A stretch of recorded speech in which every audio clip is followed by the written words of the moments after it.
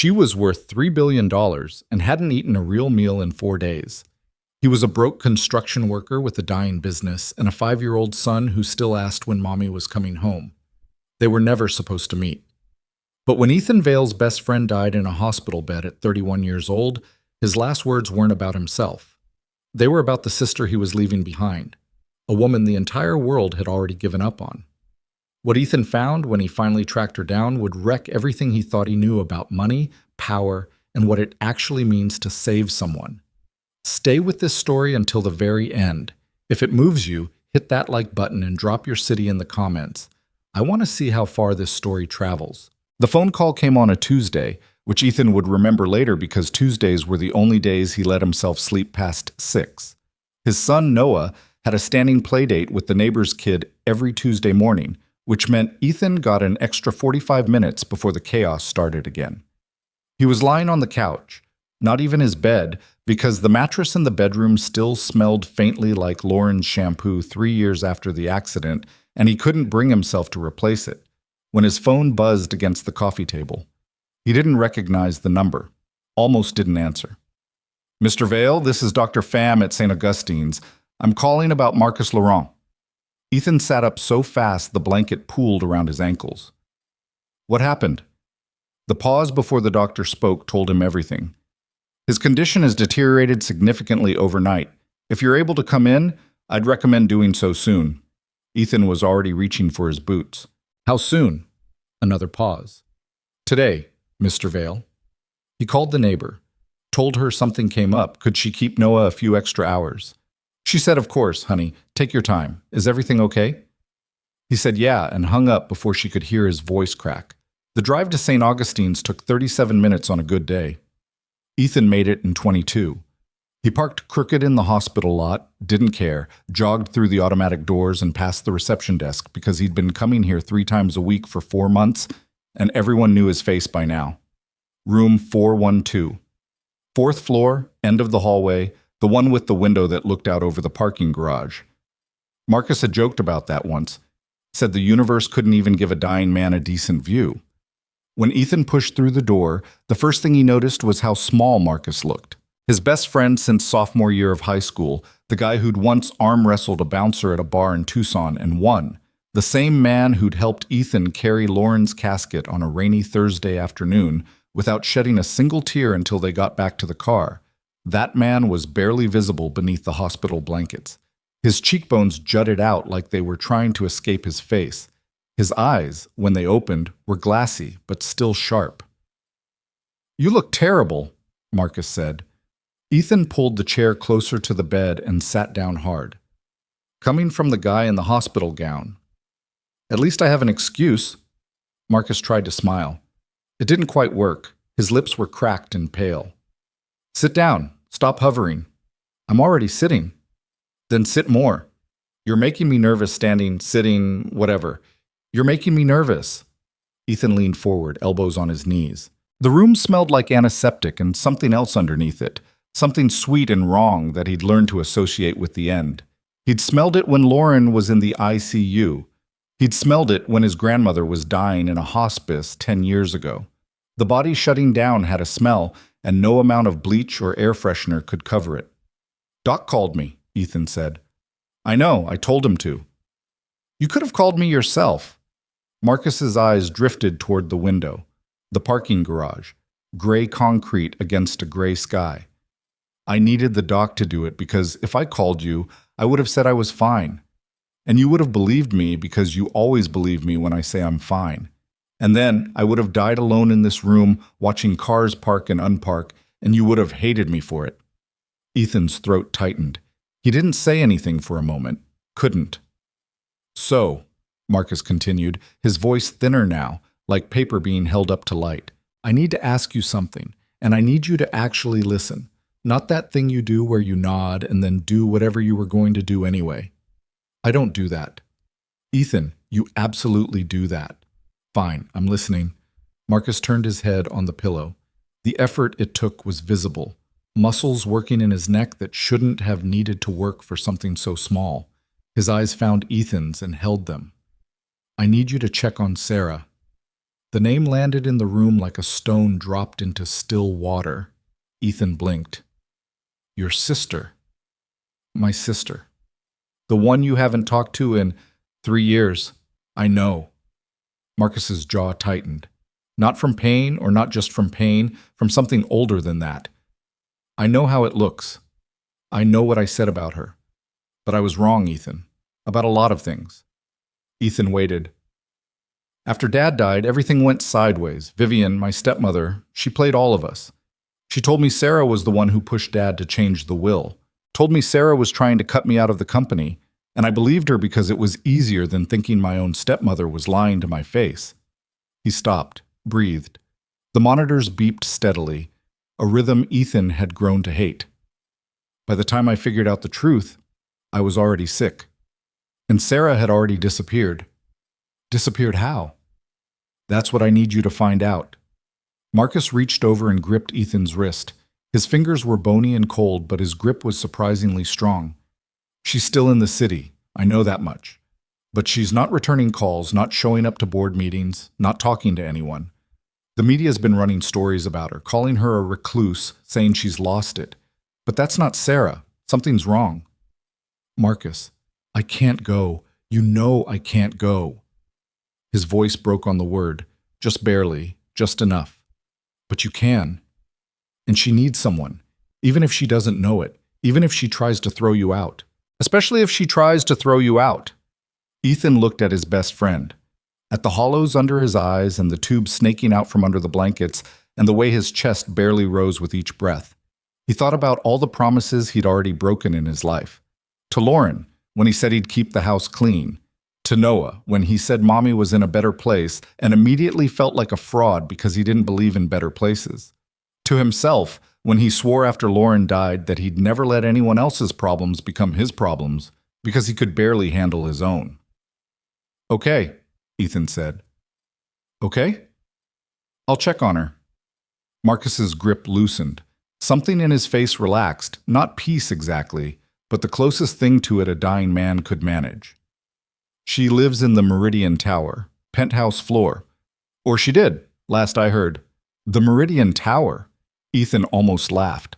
That building charges more for parking than I make in a week. I know. Marcus's mouth twitched. Try not to embarrass me. I'll do my best. They sat in silence after that.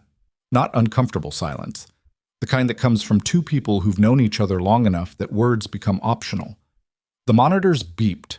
A nurse came in, checked something, left. Sunlight moved across the floor in a slow crawl. Around noon, Marcus fell asleep. Ethan sat there for another 20 minutes, watching his friend's chest rise and fall, counting the seconds between each breath like he was timing something precious and fragile. He left the hospital at 12:30, picked up Noah at 1, made peanut butter sandwiches for lunch because that was all he had in the kitchen. While Noah ate, Ethan stood at the sink and stared at the faucet and thought about a woman he'd never met who was sitting alone in a tower while her brother was dying in a hospital bed 4 miles away. Marcus died 3 days later. Friday morning, 6:47 a.m. The hospital called while Ethan was pouring cereal into a bowl for Noah. He listened to the nurse speak, said thank you, hung up, and finished pouring the cereal. Noah looked up from the kitchen table. Who was that, Daddy? Nobody, buddy. Eat your breakfast. He didn't cry until that night, after Noah was asleep. He sat in the truck in the driveway with the engine off and the windows up and cried until his ribs ached. Then he wiped his face with his sleeve, went inside, and set an alarm for 5 a.m. The funeral was small, embarrassingly small for a man who'd once had hundreds of contacts in his phone. Ethan stood at the grave with 7 other people, a few cousins, an old college roommate, 2 guys from the gym Marcus used to go to before he got sick. No Serafina, no stepmother, no one from the family's company. Ethan watched the casket lower into the ground and thought, $3 billion family, and they couldn't be bothered to show up. He waited 2 weeks before going to the Meridian Tower. Not because he was putting it off, or at least that's what he told himself. He had a business to run, or what was left of one. Vale Construction had 3 active contracts, all of them small residential jobs that barely covered materials. His foreman had quit the month before to take a job with a bigger outfit, And Ethan hadn't been able to replace him because he couldn't afford to pay anyone what they were worth. He was doing most of the work himself now, showing up to job sites at dawn and leaving after dark, his hands cracked and calloused and his back screaming by Thursday. But Marcus's words kept replaying in his head. The way his fingers had felt around Ethan's wrist, cold, insistent, desperate. The look in his eyes. Not a request, a plea. So on a Wednesday evening, after dropping Noah off with Mrs. Perkins next door, Ethan drove downtown in his beat-up F-150 and pulled into the Meridian Tower's underground parking garage. The attendant looked at his truck the way you'd look at a stray dog that wandered into a five-star restaurant. "Can I help you, sir?" "I'm here to see someone in the penthouse." The attendant's expression shifted from polite disdain to outright skepticism. "The penthouse. Do you have an appointment?" "No." "Then I'm afraid her brother just died. Marcus Laurent. I was his friend. She doesn't know I'm coming." Something flickered across the attendant's face. Recognition, maybe, or pity. He picked up a phone, spoke quietly into it, waited, set it down. "Ms. Laurent isn't receiving visitors." I figured she'd say that.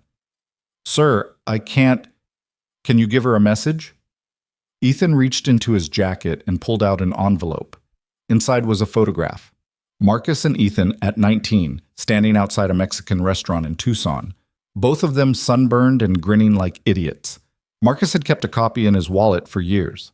Ethan had found it in his personal effects after the funeral. On the back, Ethan had written, "Marcus asked me to come. I'm in the parking garage whenever you're ready."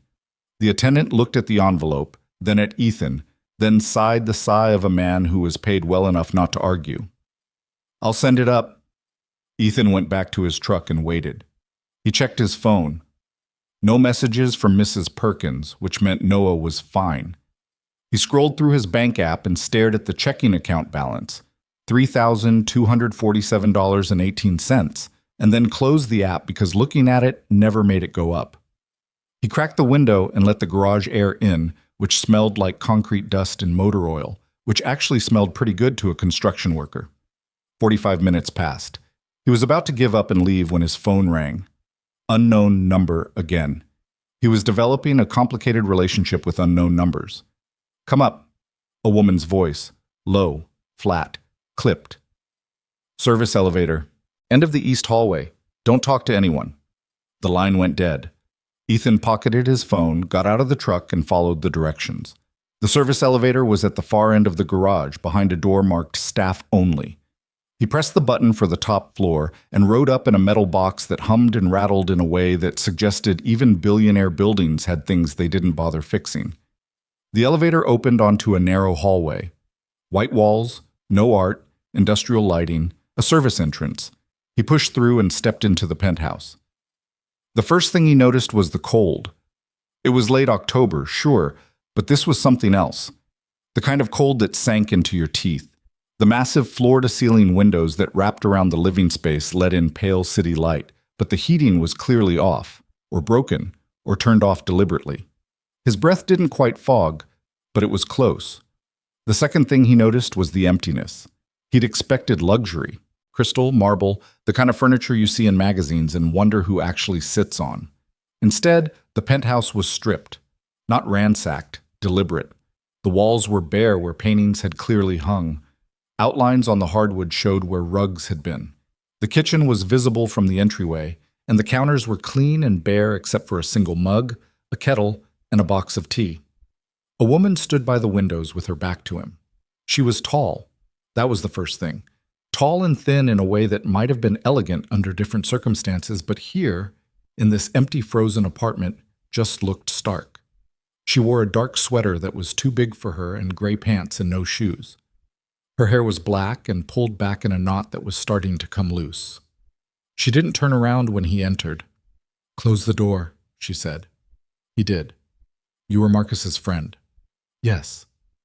"The construction worker." "Yes." She was quiet for a moment. Then, "He talked about you sometimes, years ago, before things fell apart. He said you were stubborn."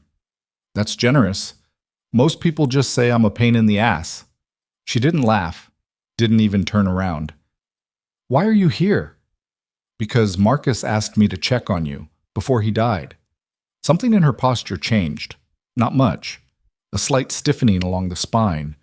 A barely perceptible shift in the way she held her shoulders. Marcus didn't care about me.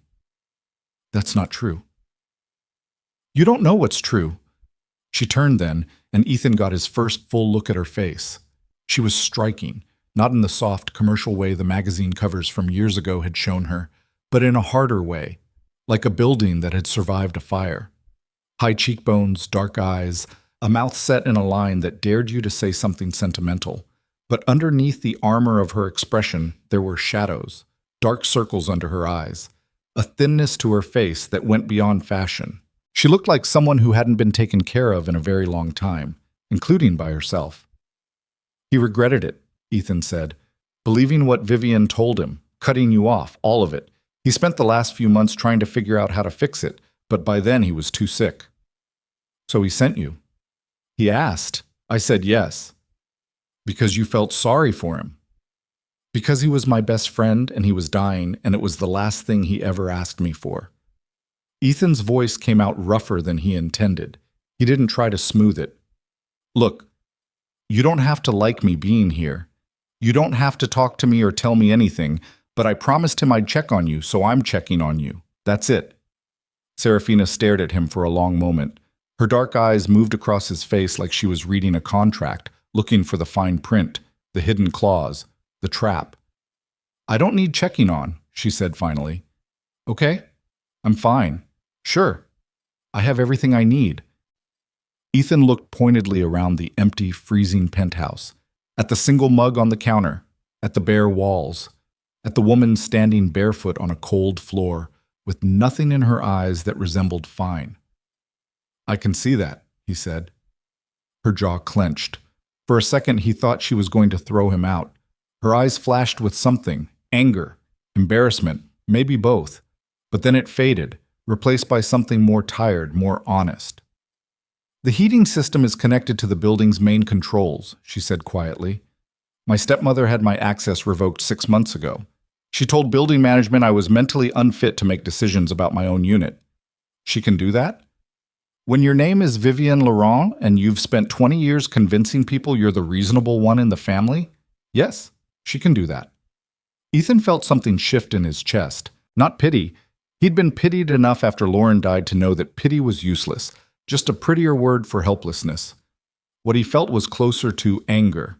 Clean, practical anger, the kind that made you want to fix things. You have a space heater? He asked.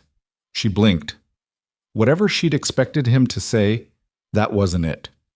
What? A space heater, a portable one. You can get them at any hardware store for $30. No, I don't have one. Okay, he nodded. I'll bring one tomorrow. You don't need to do that.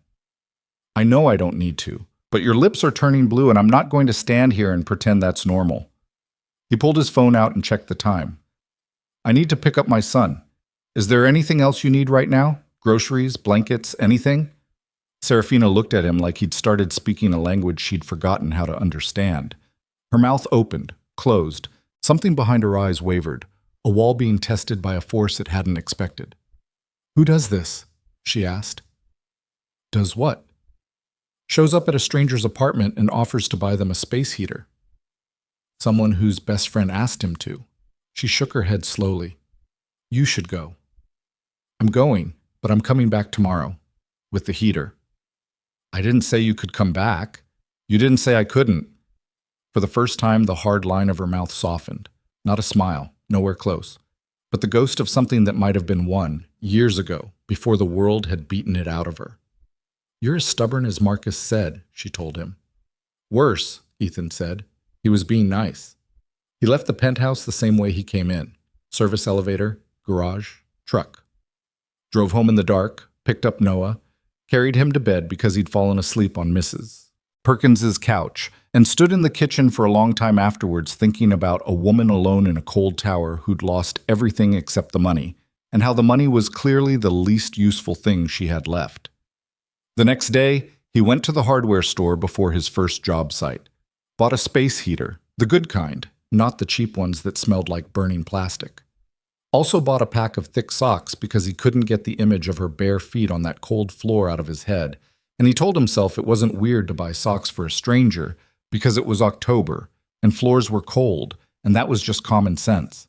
He brought Noah with him this time because Mrs. Perkins had a doctor's appointment and his backup sitter was unreliable, and also because he'd realized at 3 a.m. that he couldn't keep showing up at a billionaire's penthouse like some kind of rogue social worker without at least demonstrating that he was a functioning person with a child and a life. Noah was 5.5, blonde like Lauren, and had the kind of energy level that made Ethan feel old at 32. He talked non-stop in the truck on the way downtown, about dinosaurs, about the bug he'd found in the yard, about whether fish slept or not. Ethan answered every question as best he could while navigating traffic and trying not to think about the fact that his bank account had dropped below $3,000. The attendant in the parking garage recognized him, waved him through without the interrogation this time. Ethan loaded Noah up with the heater box. "Carry this, buddy. Make yourself useful." And they took the service elevator up. He knocked on the door, waited, knocked again.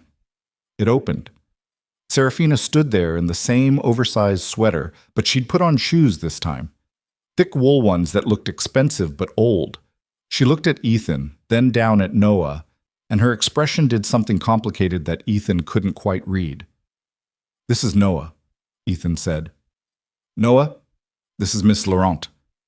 Noah looked up at Serafina with the unfiltered assessment only children were capable of. "Your house is really cold," he said. Serafina's eyes widened slightly. "Yes," she said, "it is. That's why we brought this." Noah held up the heater box, which was almost as big as he was. "Daddy said your heater's broken." "Something like that," Serafina said. She stepped aside to let them in, watching Noah like he was a species she'd heard about but never actually encountered in the wild.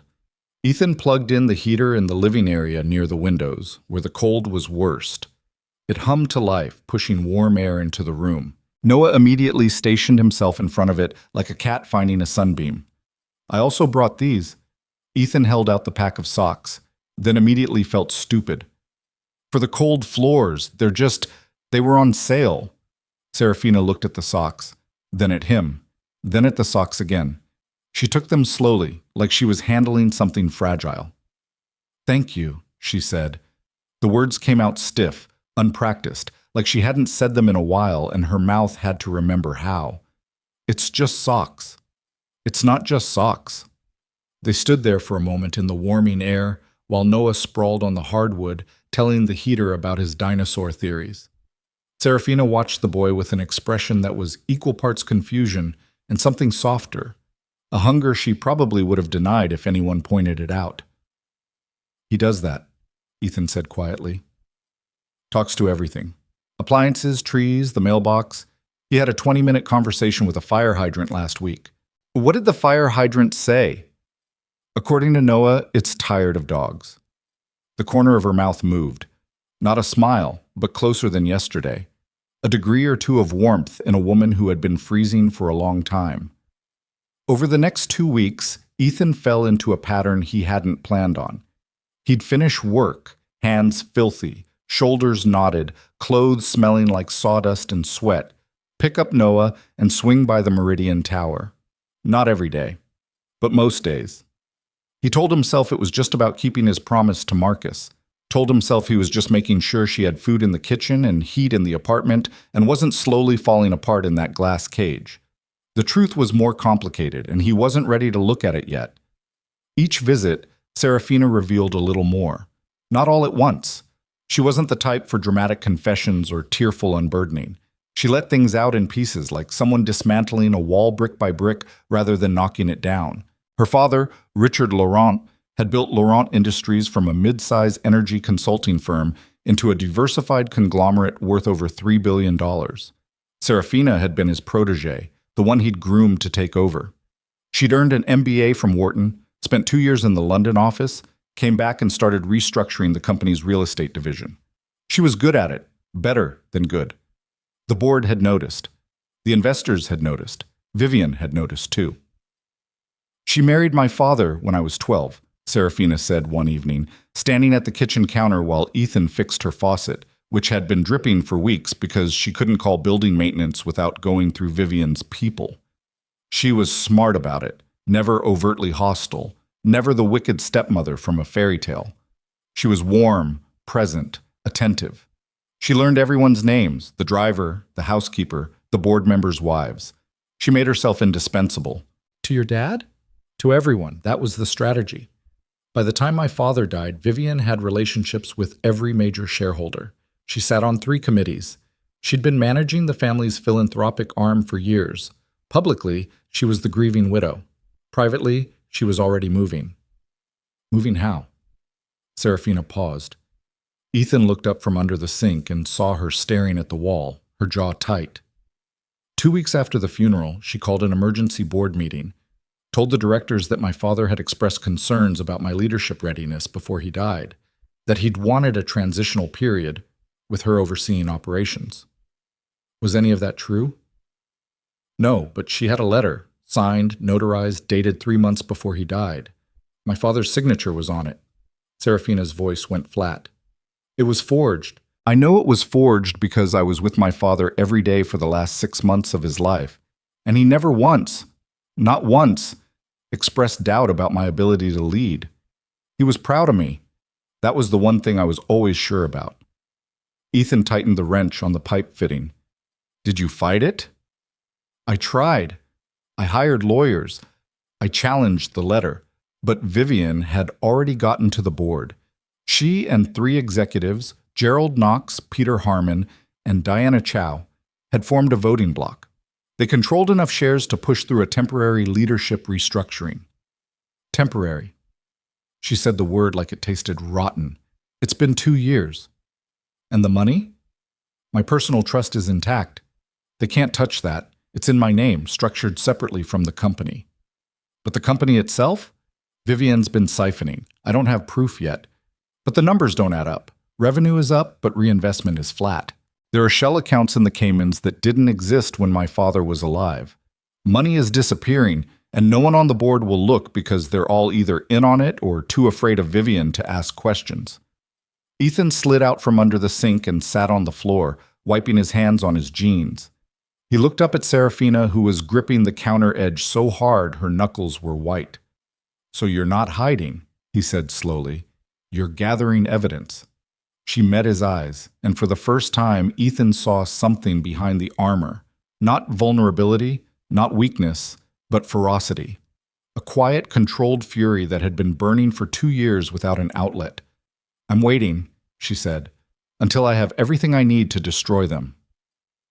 That night, after he'd taken Noah home and put him to bed, Ethan sat at the kitchen table with a beer he shouldn't have been drinking because beer cost money and money was currently a theoretical concept, and thought about Serafina Laurent. The media had it all wrong. They painted her as fragile, unstable, a poor little rich girl who'd crumbled under the weight of her father's legacy. The gossip sites speculated about breakdowns, about rehab stays, about lovers and scandals that didn't exist. They took her silence and turned it into a story that made them feel comfortable, because a silent billionaire must be a broken one.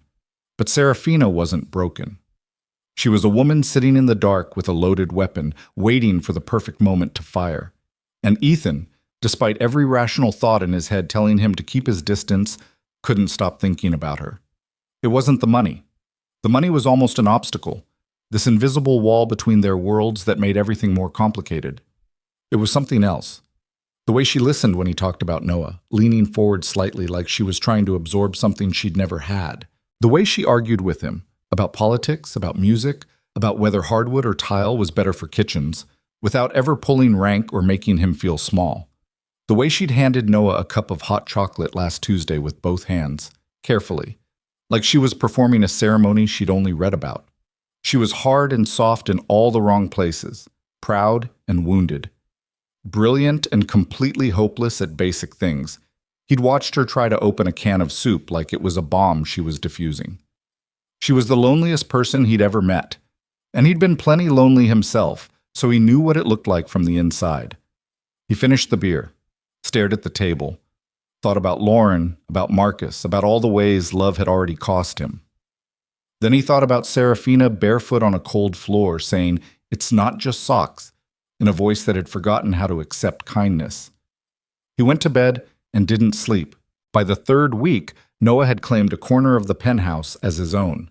Serafina had, without being asked, cleared a space near the window where the afternoon light was best and put down a rug, the first new item in the apartment in months, where Noah could spread out his coloring books and plastic dinosaurs. Ethan noticed the rug immediately. Didn't say anything about it, but something in his chest moved when he saw it. Noah, for his part, had decided that Serafina was the most interesting person he'd ever met. Not because she was rich, he had no concept of what that meant, but because she was serious in a way that fascinated him. Most adults in Noah's life performed happiness for his benefit. They smiled too wide, spoke too loud, asked him questions they didn't care about the answers to. Serafina didn't do any of that. She spoke to him the same way she spoke to Ethan, directly, plainly, without condescension. "Why don't you have any pictures on your walls?" Noah asked one afternoon, lying on his stomach on the rug and drawing something that was either a dragon or a very angry dog. Serafina was sitting in the one chair she'd kept, a leather armchair by the window that had probably cost more than Ethan's truck. She looked up from the laptop balanced on her knee. She'd been working, always hunting through documents and financial records with the focus of a surgeon. "I took them down," she said. "Why?" "Because they made me sad." Noah considered this with the gravity of a Supreme Court justice weighing a landmark case. "You should put up new ones," he said. "Happy ones." "I don't have any happy ones." "I can draw you one."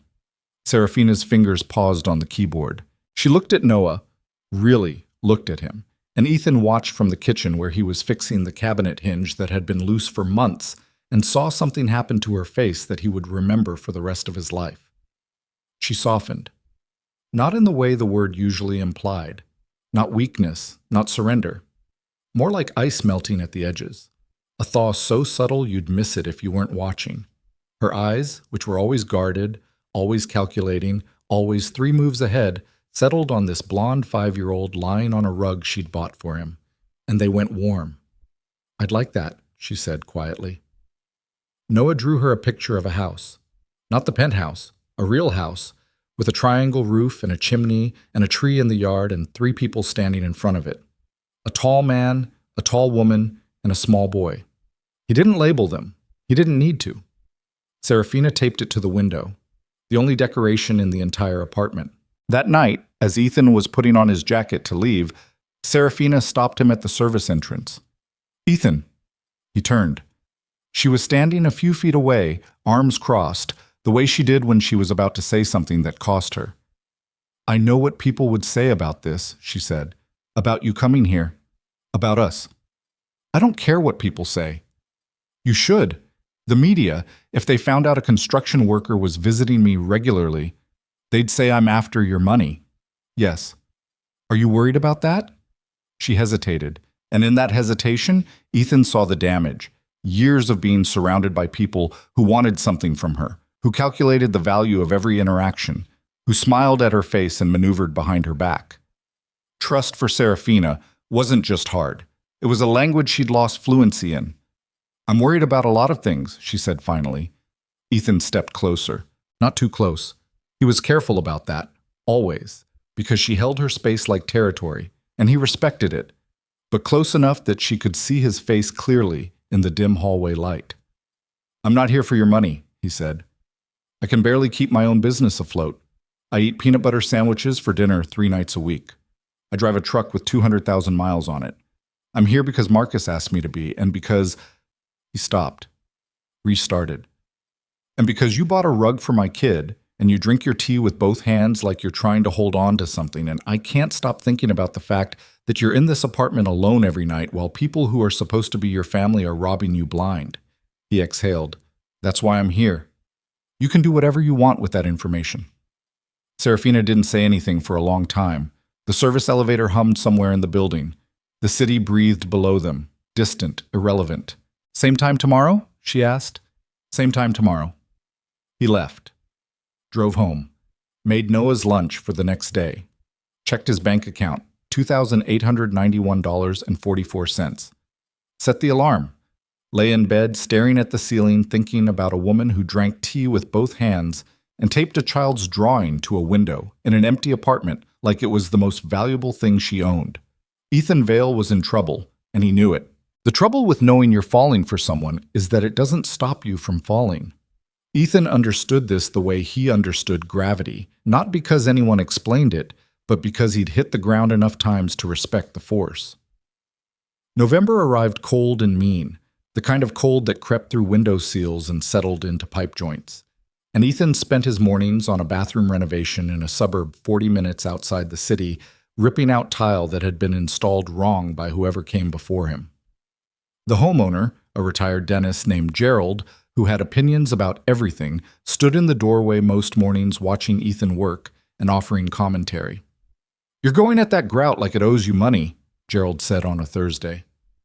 "Maybe it does," Ethan muttered, chisel in hand, knees aching against the subfloor. He finished by 3, picked up Noah from kindergarten, and drove downtown. This had become the rhythm of his days: work, Noah, Serafina, and the fact that it felt natural was the part that scared him most. Normal things didn't scare Ethan. Heights didn't scare him. Tight deadlines didn't scare him. Even the slow bleed of his bank account didn't scare him the way it probably should have. But the ease with which Serafina had slid into the structure of his life, that scared him plenty. She was waiting when they arrived. Not at the door. She never waited at the door, too proud for that. But the laptop was closed and the kettle was already hot, and there were 2 mugs on the counter instead of 1. These were the tells. Serafina Laurent didn't say, "I was hoping you'd come." She said it with a second mug. Noah ran straight for his corner, pulled out his coloring books, and started narrating a complex scenario involving a T-Rex who was also a doctor. Serafina listened from her chair with an expression of complete seriousness, occasionally asking follow-up questions that delighted Noah because no other adult bothered to interrogate the logic of dinosaur medicine. "Does the T-Rex have trouble performing surgery with those small arms?" she asked. Noah looked up, offended. "He has assistants, Sarah, obviously." She'd become Sarah somewhere around the 3rd week, not because Ethan had shortened it, because Noah had. The first time he said it, Serafina flinched like she'd been touched unexpectedly. The second time, she didn't flinch. The third time, something loosened in her face, and after that, she never corrected him. Ethan poured himself tea. He'd switched from coffee during these visits because Serafina only had tea, and he'd stopped caring about the difference, and leaned against the kitchen counter. "How's the audit going?" he asked. She glanced up. "Which one? The real one, or the one Vivian's people are running to make me look incompetent?" "The real one." Serafina stood and retrieved a folder from the stack she kept in what used to be a dining area, but was now essentially a war room. Papers covered the table. Printouts of financial statements, highlighted and annotated in her sharp handwriting. Sticky notes in 3 colors: yellow for confirmed, pink for suspicious, blue for needs verification. A laptop opened to a spreadsheet so dense with numbers it made Ethan's eyes water. "I found another shell company," she said, laying a document on the counter between them. "Registered in Delaware, which is standard, but the signatory is a law firm that Gerald Knox's brother-in-law runs out of Wilmington. They've been routing consulting fees through it, fees for services that don't exist." "How much?" "This entity alone? $2.3 million over 18 months. She tapped the paper with her index finger. "But it's the pattern that matters. There are at least 4 more like this. Different states, different signatories, but the same structure, same timing. Payments go out quarterly, always within 2 weeks of board meetings." Ethan picked up the document and studied it. He didn't understand half the financial terminology, but he understood structure, understood the logic of how things were built.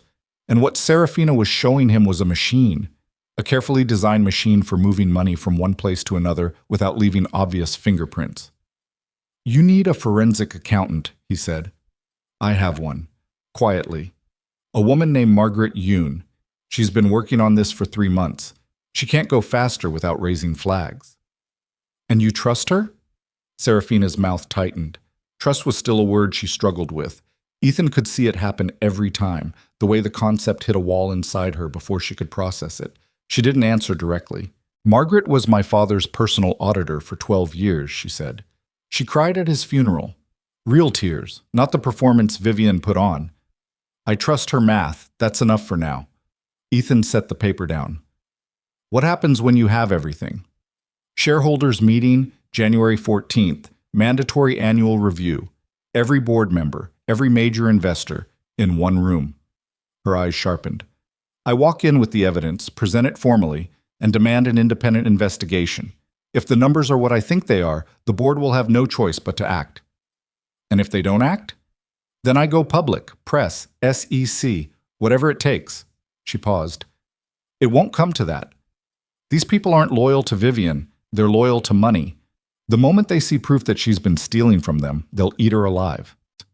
There was a coldness in her voice when she talked about the plan, a precision that Ethan recognized because he'd seen it in himself during the worst months after Lauren died. The period when grief had hardened into function, when every day became a task list because feeling things was too expensive and he had a son to raise. Serafina had done the same thing with her anger, compressed it, refined it, turned it into strategy. It was effective. It was also killing her slowly, and he could see that too. When's the last time you left this building? He asked. The question caught her off guard. What? Left, went outside, walked around, breathed air that didn't come through a ventilation system. I go out. When? She opened her mouth, closed it. The silence answered for her. Sarah, I went to the lobby last week for a package. The lobby doesn't count. It's technically outside of the apartment. It's an elevator ride. Come on. He set down his mug. We're going out, all three of us. Right now. I can't just... Why not? She gestured vaguely at the war room table, at the stacks of evidence, at the laptop with its dense spreadsheets. I have work to do. The shell companies will still be there in 2 hours. If someone sees me, then they see you. You're a person. People go outside. That's what people do. You don't understand if the media... Sarah. He said it gently but firmly, the way he talked to Noah, when Noah was spiraling about something that felt enormous but wasn't. You've been in this apartment for months. You've barely eaten a real meal, you sleep maybe 4 hours a night, and your idea of fresh air is standing near an open window.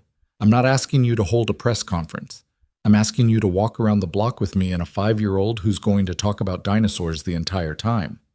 She stared at him, and he watched the war play out across her face, the part of her that had learned to stay hidden fighting against the part of her that was so tired of hiding she could barely stand. I don't have a coat, she said finally. It was such a small, defeated admission, a billionaire who didn't own a winter coat because she'd stopped living in the world where you needed one, that Ethan felt something crack open in his chest. You can wear mine, he said. They went out. It was awkward and imperfect and nothing like a scene from a movie. Ethan's jacket hung off Serafina's shoulders like a tent. Noah held both their hands and swung between them on the sidewalk, which forced them to walk at a lurching, uneven pace that was neither comfortable nor dignified. The November air was sharp enough to sting, and Serafina blinked against it like a creature emerging from a cave. They walked 4 blocks. That was all. 4 blocks to a park where the trees were mostly bare, and the benches were cold, and a man was selling roasted chestnuts from a cart that looked like it predated the neighborhood. Ethan bought a bag. Noah ate most of them. Serafina held 3 in her palm and stared at them like she'd forgotten what it was like to stand outside and hold warm food and not be working on anything. This is strange, she said. What is? Being outside, with people. She looked around the park, at the joggers, the dog walkers, the woman pushing a stroller past a fountain that had been turned off for winter. All of this was happening while I was upstairs, every day, and I didn't notice. That's what happens when you disappear. The world keeps going. I didn't disappear, she said. I was removed. Okay, but you also stayed removed. That was your choice. Her head turned sharply. He'd touched something, he could tell. A nerve, a truth she'd been avoiding. For a second, the anger flashed in her eyes, and he braced for it. But it didn't come. Instead, she looked down at the chestnuts in her hand and said very quietly, "You're right, and I hate that you're right. Get used to it. I'm right about a lot of things. Name one." The space heater, the socks, Coming back when you told me not to, taking you outside. He counted on his fingers. That's 4. The socks were too big. The socks were warm and you wore them every day for a week. I saw the evidence. Something happened to her face then. A real expression, unguarded and involuntary. She laughed, short, surprised, almost startled out of her, like a sound she'd forgotten her body could make. It lasted maybe 2 seconds, but it changed everything about the way she looked, softened every hard angle, and Ethan stood there in the cold park holding a bag of chestnuts and thought, I'm done. I'm completely done. They walked back. Noah fell asleep in the elevator, which was a new record for unconscious commuting. Ethan carried him to the rug corner and laid him down with a cushion under his head. And when he turned around, Serafina was standing by the window, looking at the city below with an expression he hadn't seen before. Not anger, not exhaustion, not the careful blankness she wore like armor. Something raw and open and frightened, the face of someone standing at the edge of something and trying to decide whether to jump. Ethan, she said without turning around. I need to tell you something. He waited. The shareholders' meeting, when I present the evidence, it's going to be ugly. Vivian won't go quietly. She'll attack anyone connected to me, personally, publicly, whatever it takes. And if you're in the picture when that happens, I know. You don't. You don't know what these people are like. They destroyed Marcus. They isolated me for 2 years. They will find every weak point you have and they will use it. She turned. Her eyes were bright, and not from the city lights. You have a son, a business, a life. If they decide you're a target, I know, he said again. Then why are you still here? The question hung between them. Below, the city hummed. Noah breathed softly on his rug, lost in whatever dreams 5-year-olds have when the world hasn't broken them yet. Ethan crossed the room, slowly, deliberately, the way he moved on a job site when the footing was uncertain and one wrong step could bring the whole thing down. He stopped in front of her, close, but not touching. He could smell her tea, her soap, the faint warmth of chestnuts still on her hands. Because you need someone who's not afraid of them, he said. And I'm not. I've lost my wife. I've almost lost my business. I've buried my best friend. There's not a lot left they can take from me that hasn't already been taken. He paused. Except you and Noah. And I'm not letting that happen. Serafina looked at him, really looked the way she had that first day, reading the contract, searching for the clause. But this time, whatever she found there didn't make her step back. You barely know me, she whispered. I know enough. I'm difficult. I'm aware. I'm controlling and obsessive, and I haven't slept more than 4 hours straight in 8 months, and I eat cereal for dinner, and I don't know how to be around people without calculating what they want from me. I eat peanut butter sandwiches for dinner, and I sleep on a couch because my dead wife's shampoo is still on the bedroom pillow, and I talk to my son about his mother like she's on a trip because I can't figure out how to explain death to a 5-year-old. He held her gaze. We're both a mess, Sarah. That's not a reason to walk away. That's a reason to stay. She didn't kiss him. He didn't expect her to. Serafina wasn't built for grand gestures, and neither was he. But she reached out and took his hand, and her fingers were cold the way they always were, and she held on like she was testing whether he was solid, whether he was real, whether this thing between them could bear weight. He held on back. The weeks that followed were the best and worst of Ethan's life, tangled together so tightly he couldn't separate them.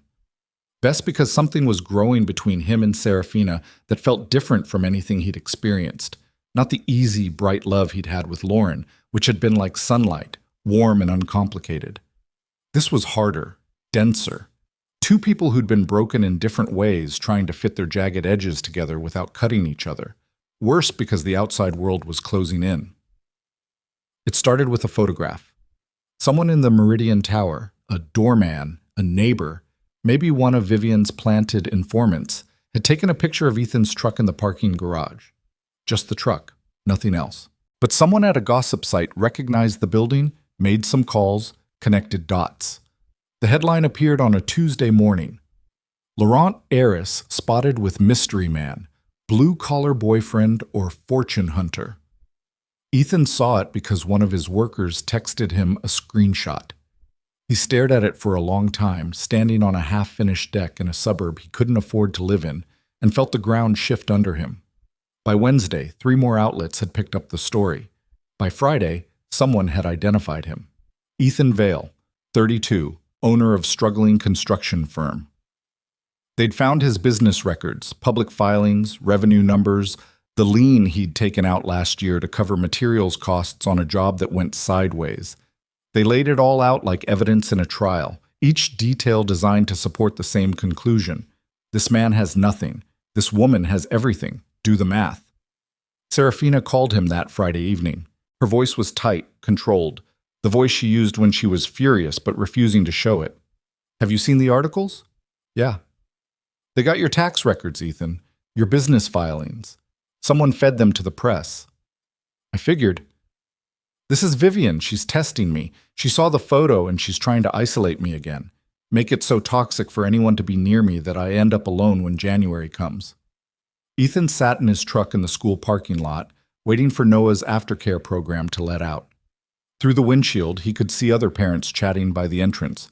Normal people with normal problems. Mortgage payments and soccer schedules and what to make for dinner. Is it working? He asked. Is what working? The isolation. Is it working? Silence. Then, I lost 2 potential allies today. Investors I'd been cultivating for weeks. One called to say he didn't want to be associated with the drama around my personal life. The other just stopped returning calls. Ethan closed his eyes. I'm sorry. Don't apologize. You didn't do anything. My presence is doing something. That's what they're counting on. And what do you want to do about it? Her voice was careful now, testing, probing, not asking him to leave, but giving him the exit in case he wanted to take it. I wouldn't blame you, Ethan. This isn't what you signed up for. He thought about it, really sat with it for a moment. He thought about Noah, about what it would mean for his son to see his father dragged through tabloids. He thought about his business, already struggling, and what happens to a construction company when the owner becomes a headline. He thought about Mrs. Perkins next door, who would definitely see the articles and definitely have opinions. Then he thought about Serafina taping a child's drawing to a window, about her laughing in a park over a pair of socks, about her hand in his, cold and uncertain and holding on anyway. I signed up, he said. I'm staying signed up. She didn't say thank you. She said, then we need a plan. They spent the weekend building one. Margaret Yoon, the forensic accountant, was close, 3, maybe 4 weeks from having a complete picture of the financial fraud. Serafina needed those weeks without further disruption. She also needed at least 2 board members willing to call for an independent investigation once the evidence was presented. Ethan's role was simpler but harder. Keep showing up. Keep being visible. Keep refusing to be shamed into disappearing, because the moment he backed away, Vivian would know her strategy worked, and she'd push harder. She's counting on you being embarrassed, Serafina said, pacing the penthouse while Noah built a tower of blocks on his rug. She's counting on a regular guy with a normal life deciding this is too much. That's always been her play, raise the cost of standing next to me until no one's willing to pay it. She doesn't know me very well. She doesn't need to. She knows patterns, and the pattern is that people leave. The way she said it, flatly, without self-pity, like she was stating the boiling point of water, told Ethan everything about what the last 2 years had been like for her. Every ally who'd backed off, every friend who'd gone quiet, every person who'd calculated the risk of staying in Serafina Laurent's orbit and decided it wasn't worth the cost. He stopped pacing her because she was still going, back and forth along the windows, all that energy compressed into motion, and put himself in her path. She nearly walked into him, stopped short, looked up. I'm not people, he said. I'm Ethan, and I don't leave. Noah looked up from his blocks. Daddy never leaves. One time he waited in the rain for 40 minutes because I forgot my backpack inside the school and the door was locked. Serafina looked from Noah to Ethan. Her mouth did the thing again, that almost smile, that ghost of warmth. 40 minutes? It was a really important backpack, Ethan said. It had my dinosaur folder, Noah confirmed. Something settled in the room. Not resolution. Nothing was resolved, not even close. The media was circling, Vivian was maneuvering, and January 14th was 2 months away with 1,000 things that could go wrong between now and then. But in that moment, in that stripped-down penthouse, with a space heater humming and a child building a tower and two people who were both too stubborn and too damaged to do the smart thing, there was something solid, something you could build on. Serafina sat down in her chair, pulled her laptop onto her knee, and went back to work. But she sat closer to Noah's corner than usual. And when Ethan brought her tea 20 minutes later, she took it with both hands, the way she always did, and her fingers brushed his, and she let them stay there for a second longer than necessary. Neither of them mentioned it. They didn't need to. Outside the penthouse windows, the city pushed into evening, lights flickering on in 1,000 other buildings where 1,000 other lives were happening. Traffic crawled, horns sounded. The world churned forward in its usual messy, relentless way, indifferent to the woman counting stolen millions in a cold tower, and the broke construction worker who refused to leave her there alone, and the 5-year-old boy between them who didn't understand any of it, except that these two people made each other better. And that was enough. January 14th arrived the way all dreaded things arrive, too fast and not fast enough, both at once. Serafina had barely slept the night before. Ethan knew because she'd texted him at 2 a.m, then again at 3:15, then a final time at 4:47. The first text was a question about whether Margaret Yoon had confirmed the final numbers. The second was a correction to something she'd said earlier about the Delaware Shell Company's incorporation date.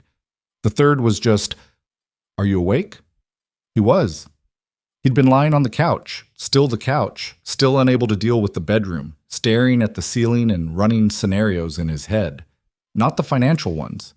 Those were Serafina's territory, and she knew them cold.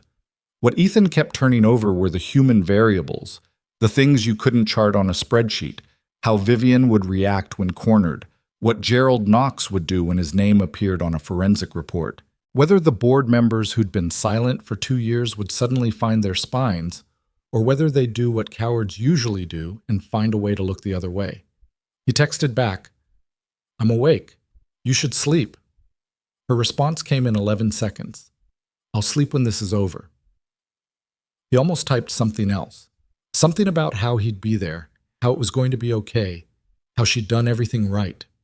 But those were the kind of things people said when they didn't know what else to say, and Serafina would see through every word. So instead he typed, "Noah wants to know if the T-Rex doctor can prescribe sleeping pills." 40 seconds of silence. Then, "Tell him the T-Rex's arms are too short to open the pill bottle." Ethan smiled in the dark, set his phone on his chest, didn't sleep.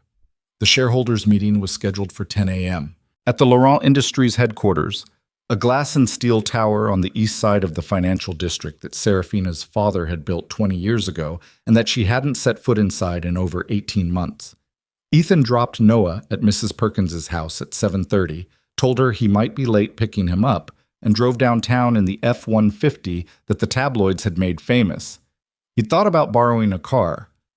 Then he'd thought about what Marcus would say about him borrowing a car to impress people who'd stolen his sister's company, and he'd driven his own truck. He met Serafina in the lobby of the Meridian Tower at 8:45. She was standing by the service elevator in a dark suit he'd never seen before, the kind of clothes she must have worn in her previous life before the penthouse became a bunker. Her hair was down, which surprised him. She always wore it up, but today it fell past her shoulders, and she looked both more powerful and more vulnerable than he'd ever seen her, like she'd removed one layer of armor and replaced it with another. She was holding a black leather portfolio. Inside it was everything. 2 years of evidence, 3 months of forensic accounting, names and numbers and dates that would blow the roof off the Laurent family's carefully maintained fiction. Margaret Yoon's final report was 47 pages long. Serafina had memorized every one. "Ready?" Ethan asked. She looked at him. Her eyes were clear, hard, focused, the eyes of someone who'd been preparing for a single moment and had finally arrived at its doorstep. But underneath the focus, he could see the fear, not of failure, of what came after, of stepping back into a world that had chewed her up and spat her out and being asked to believe it would be different this time. "No," she said, "but that's never stopped me before." They took her car, a black sedan that had been sitting in the Meridian garage for months, Battery recently replaced because Ethan had noticed it was dead and jumped it himself last week without telling her, which she'd figured out immediately because nothing got past Serafina Laurent. The drive to Laurent Industries took 12 minutes. Neither of them spoke. The city scrolled past the windows. Ordinary people doing ordinary things on an ordinary Tuesday morning, unaware that 3 blocks away, a woman was about to detonate a bomb inside her own family. Ethan parked. They sat in the car for a moment. "You don't have to come in," Serafina said. "This isn't your fight. We've had this conversation. I'm having it again. And I'm giving you the same answer. Let's go." The Laurent Industries lobby was everything the penthouse wasn't. Warm, polished, designed to project permanence and success. Marble floors, recessed lighting, a reception desk staffed by 2 women in matching blazers who looked up when Serafina walked in and went visibly pale. "Ms. Laurent," one of them managed. "Good morning, Rachel. I'm here for the shareholders meeting." "Of course. Let me just..." Rachel reached for her phone, and Ethan knew she was calling upstairs. Warning someone. The first alarm in a chain that would reach Vivian within minutes. Serafina didn't wait. She walked past the desk toward the elevators with the kind of stride that said she'd built this place in ways the marble and glass couldn't capture, and she was done asking permission to enter it. Ethan followed, hands in his pockets, acutely aware that his work boots were leaving faint marks on the polished floor and not caring even slightly. The boardroom was on the 32nd floor. They arrived at 9:50, 10 minutes before the meeting was scheduled to start, and the room was already half full. Long table, leather chairs, floor-to-ceiling windows overlooking the city. Serafina's father had designed this room, she'd told Ethan once. He'd wanted the view to remind people of what they were responsible for. Not just a company, but a city full of people whose livelihoods depended on the decisions made in this room. Vivienne Laurent was already seated at the head of the table. Ethan had never seen her in person. The photos he'd found online, charity galas, society pages, corporate headshots, hadn't prepared him for the reality. She was a small woman, mid-50s, with silver blonde hair and the kind of face that projected warmth the way a space heater projected heat, artificially and only in one direction. She wore cream-colored silk and pearl earrings, and her smile, when she looked up and saw Serafina, didn't falter, not even for a second. "Serafina."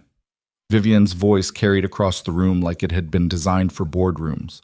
Smooth, modulated, every syllable placed with intention. "What a wonderful surprise. We weren't expecting you."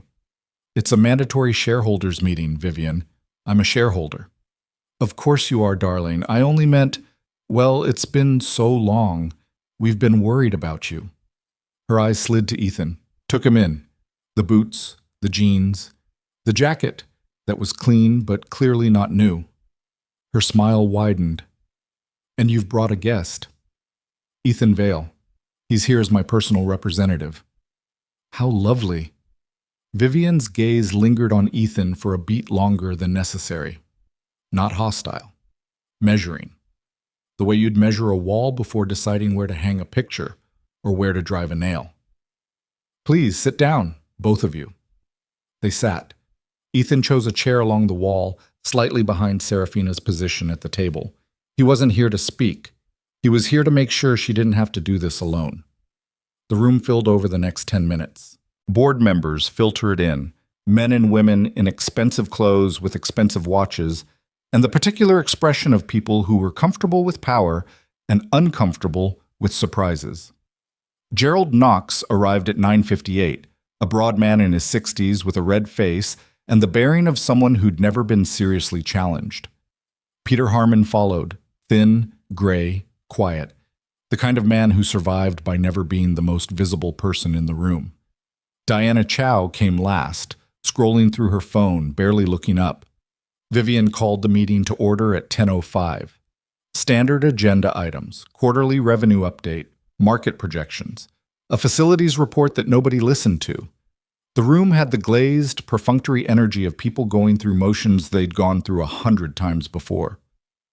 Serafina sat still through all of it, hands folded on the table, portfolio at her elbow, face revealing nothing. Ethan watched the room from his wall seat and cataloged the dynamics. Who looked at Vivian when they spoke? who avoided eye contact with Serafina, who glanced at the door like they were already planning their exit. At 10:42, Vivian wrapped up the final standard item and asked if there was any new business. Serafina stood. The shift in the room was immediate, like the barometric pressure had changed, that physical sensation before a storm, when the air goes heavy and the birds stop singing. Every face turned toward her. Gerald Knox's jaw tightened. Peter Harmon's hand stopped halfway to his water glass. Diana Chow put down her phone.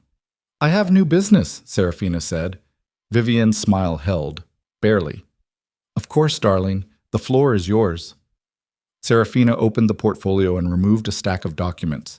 She didn't distribute them yet. Instead, she stood at her place at the table and spoke directly to the room. "Over the past 2 years, while I've been absent from active management, a systematic pattern of financial fraud has been operating within this company. Fraudulent consulting fees have been routed through shell corporations with direct ties to members of this board. Forged documents were used to justify a leadership restructuring that removed me from operational authority. And approximately $14.7 million has been siphoned from company accounts into entities controlled by individuals sitting in this room right now." Silence. The kind of silence that has weight. Gerald Knox leaned back in his chair. "Serafina, I'm not finished." Her voice didn't rise, but it cut. "I have a 47-page forensic accounting report prepared by Margaret Yoon, an independent auditor with 30 years of experience. It documents every transaction, every shell entity, every forged signature. I'm prepared to present it now, and I'm requesting that this board authorize an immediate independent investigation." She began distributing the documents. 1 copy per board member. The sound of paper sliding across polished wood was the loudest thing in the room. Vivian hadn't moved. She sat at the head of the table with her hands clasped and her expression composed. But Ethan, watching from the wall, saw the shift. A tightening around the eyes. A micro-adjustment of her posture. The body language of someone who'd been expecting an attack but hadn't expected it to come with ammunition. "This is deeply troubling," Vivian said, her voice still smooth, still controlled. "And I appreciate your diligence, Serafina, truly. But I have to wonder, given your prolonged absence and your well-documented personal struggles, whether these allegations might reflect confusion rather than corruption." A few heads around the table nodded. Not many, but enough. The seeds Vivian had been planting for 2 years, the whisper campaign about Serafina's instability, the carefully managed narrative of a grieving daughter who couldn't handle pressure, were doing their work.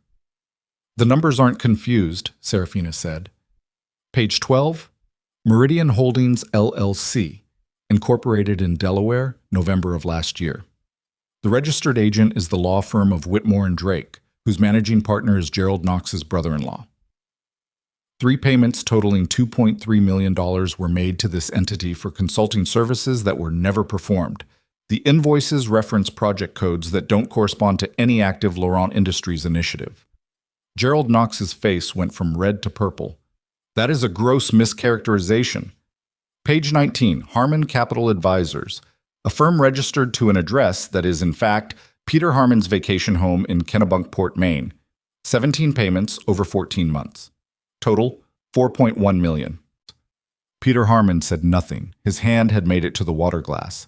It stayed there, gripping. Page 26. Serafina turned to Diana Chow. "Chow Meridian Consulting. The naming convention is almost insulting, Diana. You didn't even try to hide it." Diana Chow's phone was face down on the table now. Her expression had gone rigid. "And pages 31 through 47. Serafina turned to Vivian.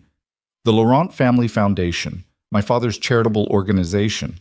7 transfers totaling $3.8 million redirected to personal accounts held by Vivian Laurent, disguised as administrative overhead." The room had gone very still. Ethan could hear the ventilation system humming, could hear the city traffic 32 floors below, muffled and distant. Another world entirely. Vivian stood, slowly, deliberately, with the practiced grace of someone who had weathered countless confrontations and survived every one. "Serafina," she said, "I understand that grief can distort perception. Losing your father, losing Marcus—" "Don't say his name!" The words came out sharp enough to draw blood. Serafina's composure cracked for the first time. Not broken, but fractured, a fissure running through the surface. Her eyes burned. You don't get to say his name. You spent 3 years convincing him I was the enemy. You poisoned every relationship I had in this family. And when he was dying, when he was in a hospital bed begging someone to check on me, you couldn't even show up to his funeral. That is unfair. It's documented. Page 44. The letter you presented to the board, the one allegedly signed by my father questioning my leadership, Margaret Yoon had the signature analyzed by a forensic handwriting expert. It's a forgery. And the notarization was performed by a notary public whose license was suspended 8 months later for, and I'm quoting the state bar here, fraudulent attestation. Vivian's smile was gone now. In its place was something harder, something that had always been there underneath the silk and the pearls and the charity gala photographs.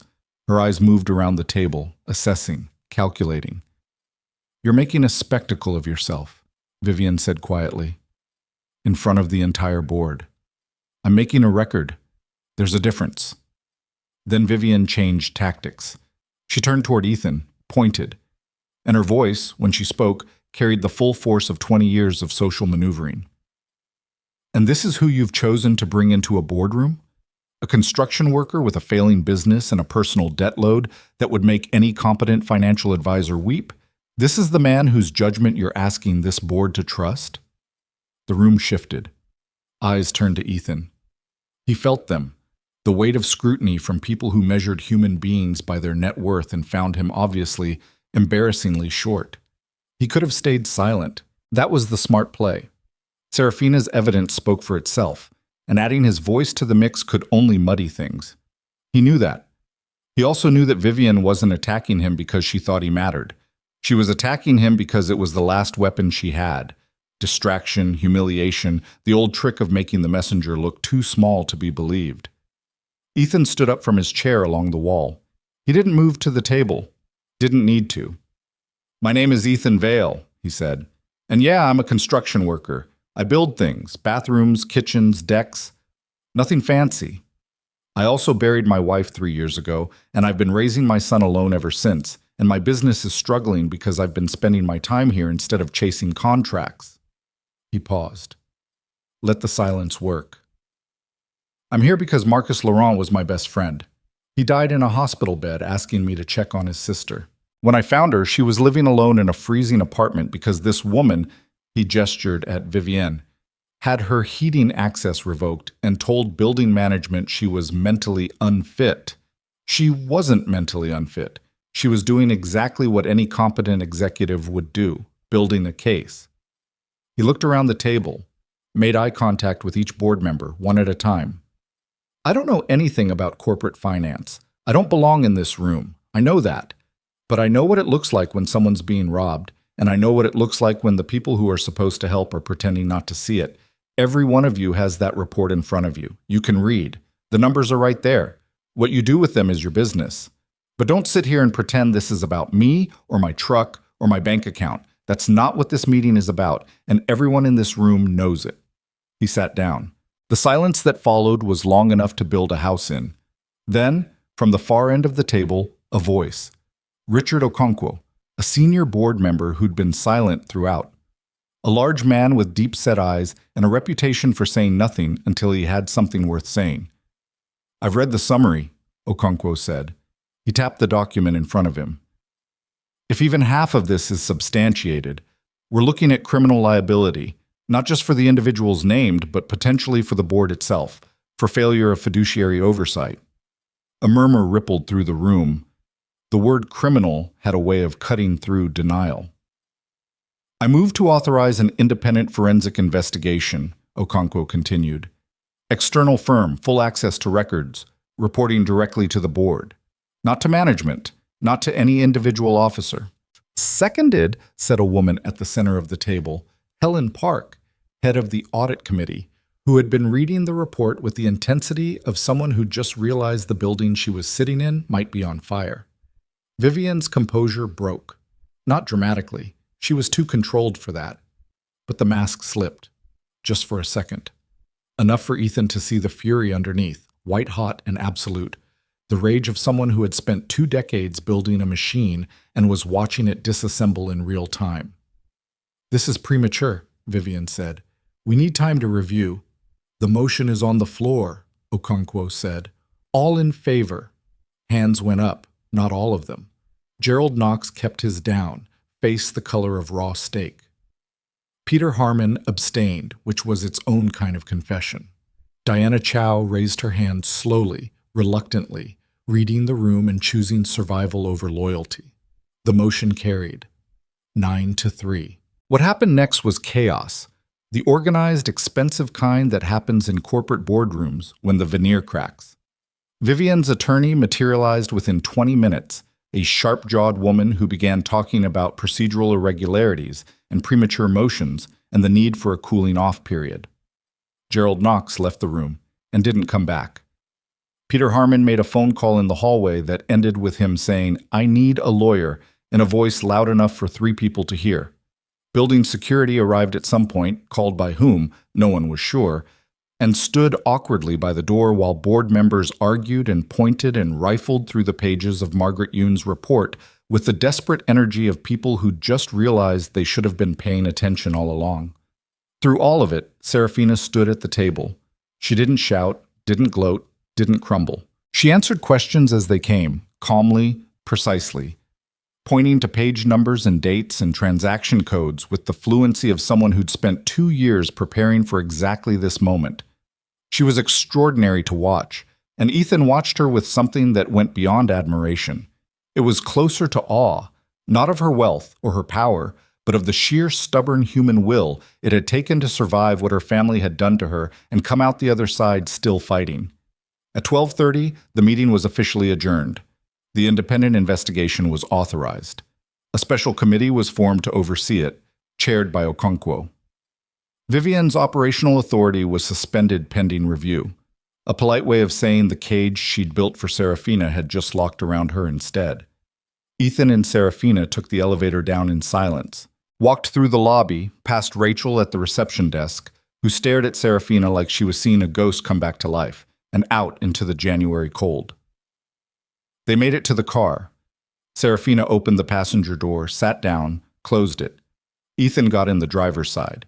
The engine turned over, the heater kicked in, and they sat in the parking garage while warm air filled the space between them. Then Serafina's hand started shaking. It started small, a tremor in her fingers spreading to her wrists, her forearms. She pressed her palms flat against her thighs to stop it, but the shaking had its own agenda. It moved through her like something being released, 2 years of pressure finding the first crack in the dam and flooding through. She didn't cry. She didn't speak. She just shook, silently, violently, in the passenger seat of a car in a parking garage while the man beside her sat still and said nothing and waited. After a long time, 3 minutes, maybe 5, Ethan reached over and took her hand. She gripped his fingers so hard it hurt. Her eyes were closed, her breathing ragged, her whole body vibrating with something that was bigger than relief and more complicated than victory. "You did it," he said quietly. She shook her head. "It's not over." "No, but the hard part is..." She opened her eyes, looked at him. Her face was stripped of everything, the armor, the control, the careful blankness she'd worn for 2 years. What was left was a woman who was terrified and exhausted and fierce and real, more real than anyone Ethan had ever met. "Thank you," she said, "for standing up in that room. I didn't say anything that wasn't true. That's what made it matter." She didn't let go of his hand. He didn't pull away. They sat there in the underground garage, in the imperfect warmth of a car with 200,000 miles on it, while somewhere above them a $3 billion empire was beginning to shift on its foundations. And the woman who'd been locked out of her own life was finally, painfully, impossibly, finding her way back in. The investigation moved faster than anyone expected. Within 2 weeks of the shareholders' meeting, the external forensic team, a firm out of Boston with a reputation for dismantling white-collar fraud, had subpoenaed bank records from 6 financial institutions and deposed 3 mid-level executives who crumbled under questioning like wet drywall. Gerald Knox resigned from the board on January 29th, citing personal reasons, which was corporate language for, "My lawyer told me to stop talking." Peter Harmon followed 4 days later. Diana Chow, who had switched sides during the vote, was cooperating with investigators in exchange for reduced liability, feeding them a steady stream of internal communications that painted a devastating picture of how deeply the corruption had spread. Vivian fought back. Of course she did. Ethan had expected nothing less from a woman who'd spent 20 years building a machine and wasn't going to watch it get dismantled without swinging. Her legal team filed motions challenging the investigation's scope. They demanded Serafina's personal financial records, her medical history, her communications, anything that could support the narrative that she was an unstable heiress conducting a vendetta rather than a rightful heir exposing fraud. They even subpoenaed Ethan's business records, his personal bank statements, his divorce, which didn't exist, and his late wife's death certificate. Fishing. Looking for dirt, leverage, anything. Ethan found out about the subpoena on a Monday morning when a process server showed up at his job site. He was on his knees installing baseboards in a hallway, and the server, a kid, probably 22, wearing a suit that didn't fit, stood in the doorway holding out an envelope like it was a grenade. "Ethan Vale? That's me. You've been served." The kid left. Ethan opened the envelope, read the first page, read it again, and then sat on the floor of someone else's hallway for 10 minutes with sawdust on his jeans and a legal document in his hands that requested, among other things, his son's school enrollment records. He called Serafina from the truck. She picked up on the first ring. They subpoenaed Noah's school records. Silence. Then quietly, "I'll handle it." "Sarah, I said I'll handle it. This is Vivian's play. She goes after the people around me to make me back down. She did it to Marcus. She did it to Margaret. She'll do it to anyone who stands near me." Her voice was controlled, but Ethan could hear the edge, not anger, but something sharper, guilt. "I should have warned you this would happen. You did warn me. I stayed anyway. This is different. This is your son. I know whose son he is." Another silence, longer this time. He could hear her breathing, hear the faint click of her laptop keys. Even in crisis, she was working, always working. "I'm hiring you an attorney," she said. "A good one. Don't argue." "I'm not going to argue about that. I can't afford a parking ticket right now, let alone a lawyer." Then it's settled. "His name is David Chen. He'll call you today." David Chen called at 2:15. He was calm, precise, and clearly expensive. He told Ethan the subpoena was broad but legally flimsy, a pressure tactic, not a real discovery request. Most of it would be quashed within a week. Noah's school records were protected and would never see a courtroom. He said it with the practiced confidence of a man who had done this many times and wasn't impressed by Vivian Laurent's legal team. "They're throwing things at the wall," Chen said, "hoping something sticks, or hoping you get scared enough to walk away." "I'm not walking away." "Good. Because Ms. Laurent needs people who don't walk away. From what I can see, she hasn't had many of those." The subpoena was quashed, as predicted, but the damage wasn't entirely legal. Word got out. It always did. In the orbiting ecosystem of reporters and bloggers and anonymous sources that had been circling the Laurent story since the shareholders' meeting. A tabloid ran a story about Ethan being dragged into a billionaire family's legal war, complete with photos of his truck parked outside job sites and a breathless paragraph about how the blue-collar boyfriend was now a target of the Laurent Empire's scorched earth legal strategy. Noah's kindergarten teacher pulled Ethan aside during pickup on a Wednesday. Mrs. Hayward, a kind woman in her 50s with reading glasses on a chain and an expression that said she'd seen enough parent drama to fill a library. "Mr. Vale, I just wanted to check in. Some of the parents have been talking about the news articles. I want to make sure Noah isn't being affected."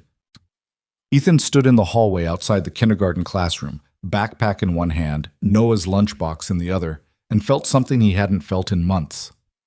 Shame. Not for himself. He'd made his choices and he stood by them. But for Noah. For the possibility that his son's world, which was supposed to be small and safe and full of dinosaurs and coloring books, was being contaminated by the fallout of decisions a 5-year-old had no part in making. "He's fine," Ethan said. "He doesn't know about any of it." Children are perceptive, Mr. Vale, even when they don't have the words for it. He thanked her. Took Noah home, made dinner, pasta this time, because he'd gotten paid for the baseboard job and could afford something beyond peanut butter. While Noah ate and talked about a caterpillar he'd found on the playground, Ethan sat across from him and tried to see what Mrs. Hayward had seen. Signs of awareness. Evidence that the noise of the adult world had leaked into his son's carefully protected bubble. Noah looked up from his pasta. "Daddy, why do people keep taking pictures of your truck?" There it was. Ethan set down his fork. Because some people are curious about who Daddy is friends with. "Sarah?" "Yeah." Noah twirled spaghetti around his fork with the intense concentration of a surgeon. "Is that bad?" "No, buddy, it's not bad. Some people just like to talk about other people's lives because their own lives are boring." Noah accepted this with a nod. "Their lives must be really boring." "Probably." "Can I have more Parmesan?" Ethan gave him more Parmesan and sat there watching his son eat and thought about the distance between what he wanted to be, a good father, a stable presence, a man who made the right choices, and what he actually was, which was a guy who was in over his head and didn't know how to get back to the surface without letting go of something that mattered. He drove to the penthouse after putting Noah to bed. Mrs. Perkins had agreed to sit with him. She'd been doing that more often lately, and Ethan owed her about 600 favors and a very nice Christmas present. The drive downtown was quiet. The city had that late January look, everything gray and salted and tired of winter. Serafina opened the door before he knocked. She did that sometimes now, heard the elevator, anticipated the knock. The penthouse had changed in the weeks since the shareholders' meeting. Not dramatically, but enough. The heat was back on.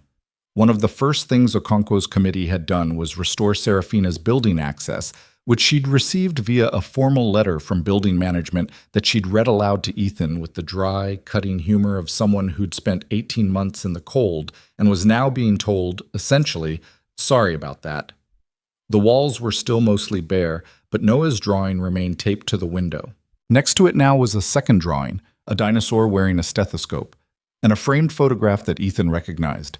Marcus at 19, standing outside a Mexican restaurant in Tucson. Serafina had asked for a copy. He'd printed one without asking questions.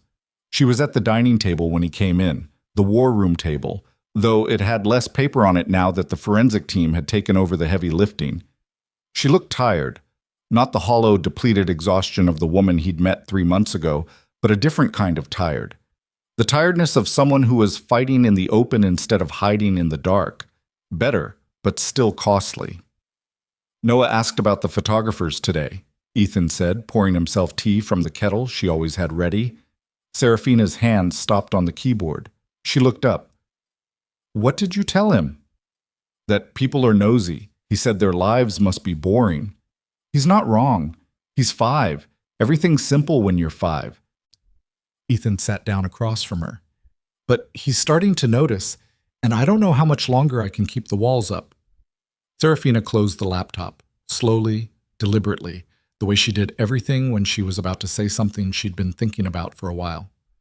"I've been thinking about that," she said, "about Noah, about what this is costing you. Don't what?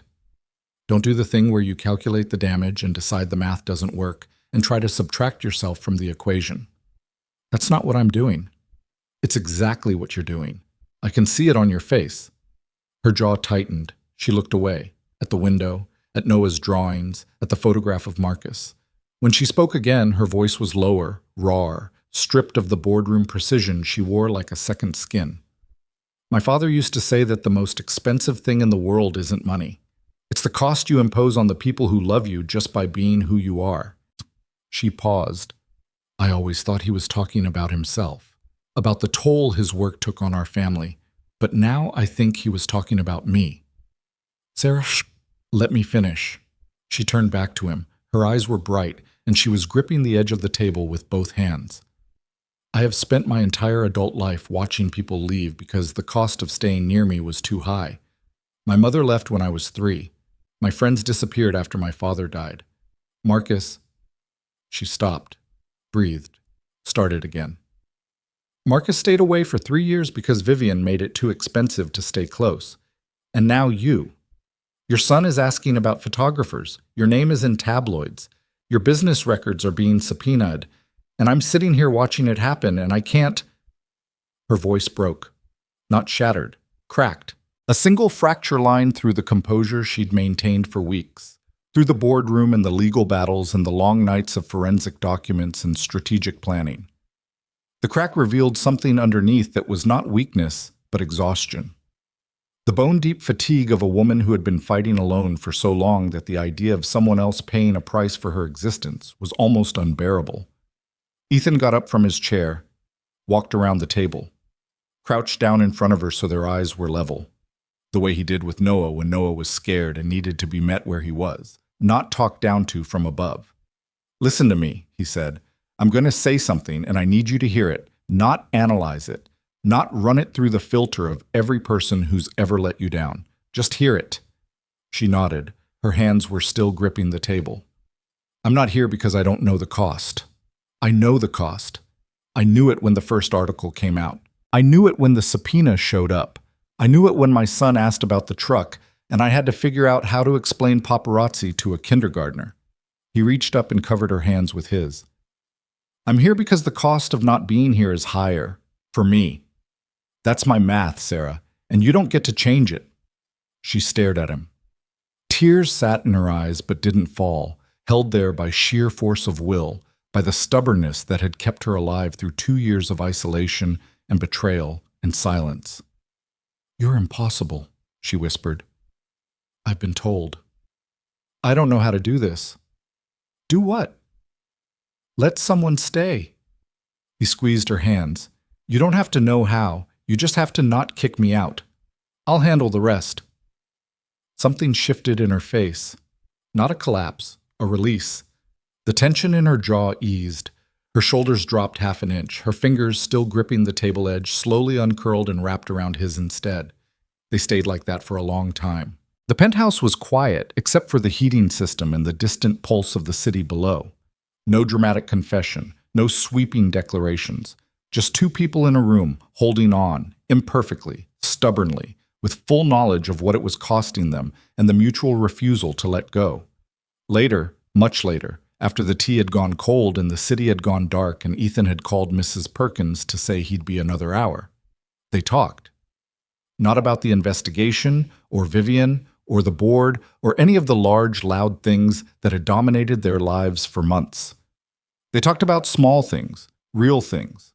Lauren, Ethan told Serafina about her for the first time in detail, how they'd met at a hardware store of all places, both reaching for the same can of wood stain, how she'd laughed at him when he tried to pretend he knew anything about stain colors, how she'd died on a Tuesday. Why was it always Tuesdays? In a car accident that wasn't anyone's fault, just weather and a curve in the road and 2 seconds of bad luck that erased a life. "I still can't sleep in the bedroom," he said. He hadn't told anyone that, not Mrs. Perkins, not Marcus when he was alive, not the grief counselor he'd seen 3 times before deciding it wasn't for him. 3 years and I'm still on the couch. Serafina listened without interrupting. When he finished, she said, "That's not weakness. That's love with nowhere to go." It was the truest thing anyone had ever said to him about Lauren, and it came from a woman who most people believed was incapable of understanding love at all. Serafina told him about her childhood, about her father, who was brilliant and demanding and present in the way that powerful men sometimes are, completely, overwhelmingly, suffocatingly there. About her mother, who'd left when Serafina was 3 and sent birthday cards for a few years and then stopped. About Vivian, who'd arrived when Serafina was 12 and been so warm, so attentive, so perfectly calibrated to the needs of a motherless girl that Serafina had actually loved her. That was the part that still burned. Not the betrayal itself, but the years of genuine affection that preceded it. The knowledge that she'd let someone in and they'd used the access to destroy her. "I keep thinking about those years," she said, "the ones when I thought Vivian actually cared about me. And I can't tell anymore if any of it was real or if I was being groomed for what came later. And the not knowing is worse than either answer."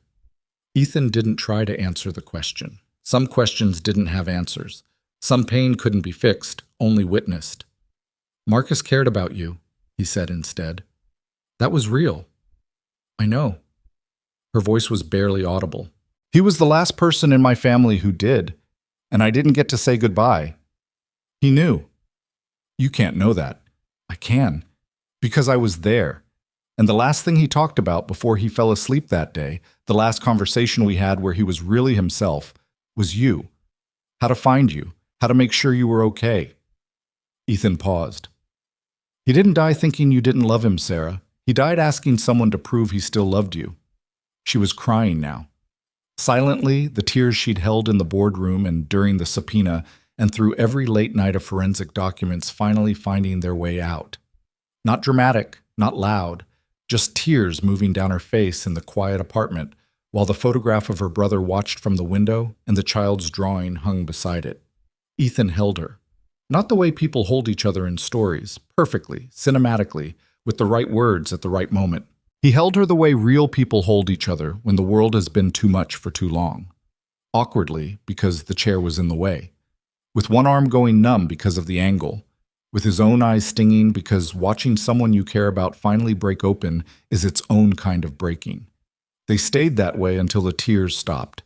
Until Serafina pulled back and wiped her face with her sleeve and said, "I got your shirt wet," in a voice that was trying to be normal and not quite making it.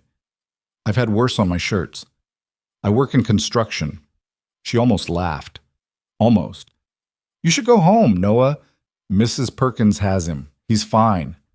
You should still go. You have work tomorrow."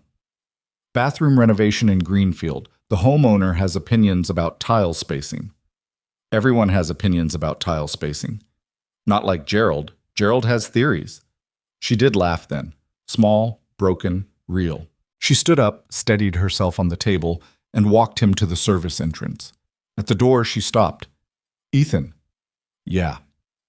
"I'm going to take the company back. All of it. Not just oversight. Full operational control. The board will vote on it next month." "I know." "And after that, things are going to change. The foundation work, the restructuring. It's going to take everything I have for a while." "I know that too." She looked at him, searching, the way she always did, reading the contract, looking for the clause.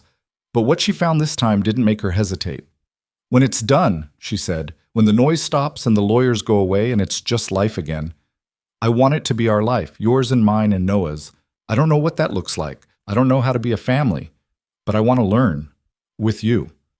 Ethan leaned against the doorframe of a penthouse he could never afford, in a building that had once been a prison for the woman standing in front of him, and felt something settle in his chest.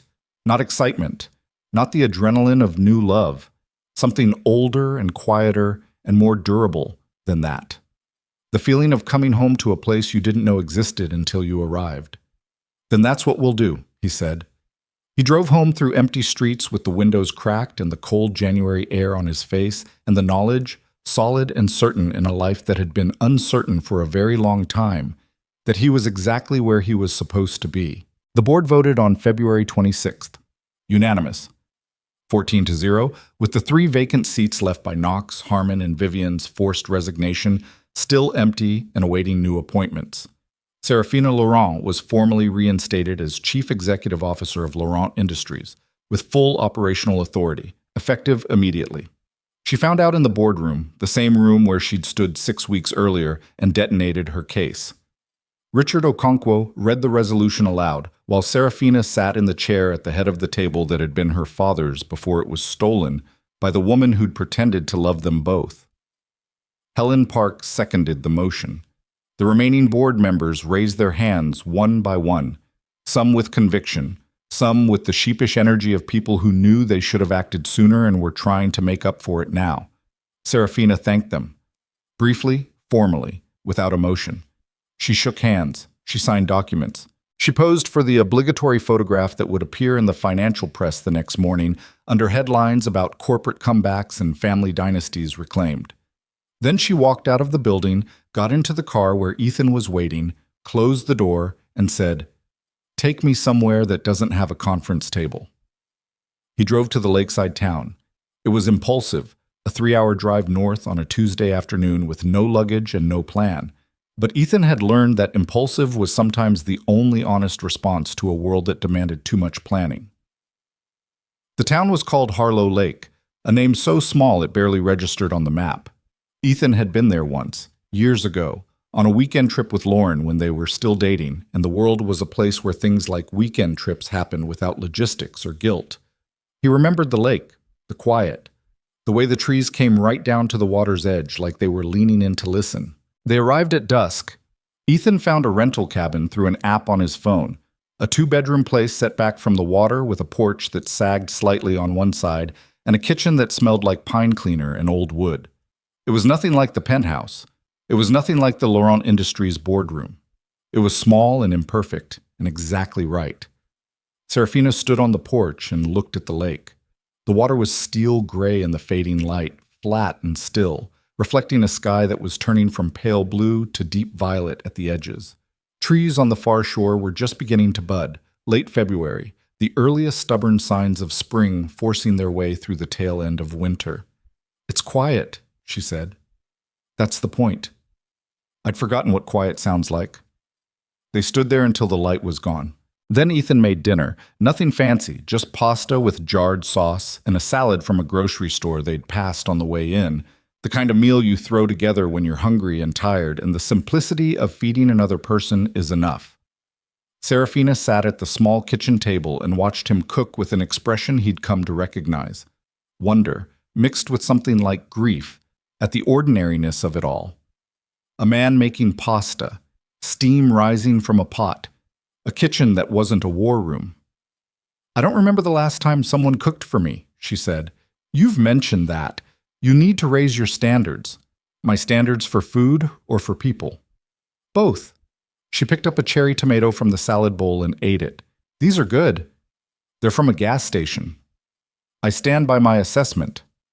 They ate on the porch because the night was cool but not cold, that brief window in late February when winter relaxes its grip just enough to remind you what's coming. Serafina ate everything on her plate, which was new. In the early days at the penthouse, Ethan had watched her pick at food like it was an obligation, a chore to be endured. The change wasn't dramatic. She wasn't suddenly a person who found joy in eating, but she was a person who was present for it, who tasted what she put in her mouth, who didn't treat meals as interruptions to work. Small things. Ethan had learned to pay attention to small things. They called Noah before bedtime. Mrs. Perkins had him for the night, a prearranged plan, because Ethan had suspected the day might end somewhere other than the city. Noah's voice came through the phone speaker in the cabin kitchen, high and enthusiastic and full of the urgent news that a kid had brought a lizard to school and the lizard had escaped, and nobody could find it. "Is Sarah there?" Noah asked. Serafina looked up from across the table. Ethan turned the phone toward her. "I'm here," she said. "Did you win your big meeting?" Serafina's mouth moved. That almost smile, the one that had been growing incrementally wider over the past 3 months, degree by degree, like a flower that had been planted in bad soil and was blooming anyway, slowly, stubbornly, against all reasonable expectation. "I won," she said. "Good. Can you help me with my math homework when you get back? Daddy's bad at math." "I'm not bad at math," Ethan protested. "You said 7 plus 8 was 16. "It was late. I was tired." "It's 15, Daddy." "I know it's 15. Serafina was laughing, actually laughing, her hand over her mouth, eyes creased. And Ethan sat there in the small cabin kitchen, listening to his son correct his arithmetic and the woman he loved laugh about it, and thought, This is what it's for, all of it. The subpoenas and the tabloids and the cold penthouse and the dying friend and the 3 a.m. Texts and the boardroom fights and the 200,000 miles on the truck. It was all for this. A cabin, a lake, a kid talking about a lost lizard, laughter from someone who'd forgotten how. They hung up. Serafina sat with the phone in her hand for a moment, looking at the screen after it went dark, and said, "He's the best person I've ever met." "He's 5. And he's the best person I've ever met. Those things aren't mutually exclusive." Ethan couldn't argue with that. They stayed in Harlow Lake for 4 days. It wasn't a vacation. Serafina was still fielding calls from the legal team, still reviewing the transition plan for Laurent Industries, still dealing with the aftermath of an empire that had been mismanaged for 2 years and needed to be rebuilt from the foundation up. But the calls happened on the porch instead of in a freezing penthouse. The documents were reviewed at a kitchen table instead of a war room. And between the work, there were hours, real, unstructured, unscheduled hours, where they did nothing. Nothing was hard for Serafina. She'd spent so long in crisis mode that the absence of crisis felt like its own kind of emergency. The first morning, Ethan found her at 6 a.m. sitting on the porch with her laptop and 3 open spreadsheets, and he closed the laptop gently and said, "Not today. I have calls at 9. It's 6. You have 3 hours. Come look at the lake." "I can see the lake from here." "You can see the lake from a screen. That's not the same thing. Come on." She resisted. Then she didn't. They walked down to the water in the thin morning light, their breath visible in the cold air, and stood at the edge while the surface went from gray to silver to pale gold as the sun came up behind the trees on the eastern shore. "I used to come to places like this with my father," Serafina said. "Before Vivian. Before any of it. He had a cabin in Vermont, smaller than this, if you can believe it. We'd go in the summers. He'd fish. I'd read. We'd barely talk all day, and it was the best thing in the world." "Do you still have the cabin?" "Vivian sold it 2 months after he died, along with most of his personal property. She said it was part of estate optimization." The bitterness in her voice was old, worn smooth by repetition, like a stone in a riverbed. "I found out from a real estate listing. She didn't even tell me." Ethan picked up a flat stone from the shore and skipped it across the water. 3 hops. Not great. "When all of this is settled, the legal stuff, the company stuff, what do you actually want?" "What do you mean?" "I mean you've spent 2 years fighting to get your company back. You got it back. So now what? What does Serafina Laurent actually want when she's not in survival mode?" She was quiet for a long time. The lake lapped at the shore. A bird called from somewhere in the trees, a sharp 2-note sound, insistent and ordinary. "I want to not be afraid," she said. "I want to walk into a room without calculating who's a threat. I want to eat breakfast without checking my phone for legal updates. I want to learn how to be around a 6-year-old without feeling like I'm going to break him." She paused. "I want to be someone Noah isn't embarrassed to know. Noah thinks you're the most interesting person alive. He told Mrs. Perkins you know how to multiply big numbers in your head, and that makes you basically a superhero. That's a low bar for superhero status. He's 5. The bar is where it is." She looked at him. The morning light caught her face, the angles of it, the tiredness that was slowly, unevenly lifting, the dark eyes that had been guarded for so long and were now, in this quiet place, starting to open. "I want this," she said. "Whatever this is. The cabin, the lake, the pasta from a jar, you showing up in work boots with a space heater, Noah drawing dinosaur doctors. I want the version of my life where those things are in it." "They're already in it." "I know. That's what terrifies me." "Why?" "Because every good thing I've ever had has been taken away. My mother, my father, Marcus, the company, the cabin in Vermont, everything. And the part of me that runs the numbers keeps calculating the probability that this gets taken too. And the probability is not 0, Ethan. It's never 0. He turned to face her fully. The sun was climbing behind the trees and the lake was gold now, bright and alive and indifferent to the weight of the conversation happening on its shore. "The probability of me losing Lauren was not 0 either," he said.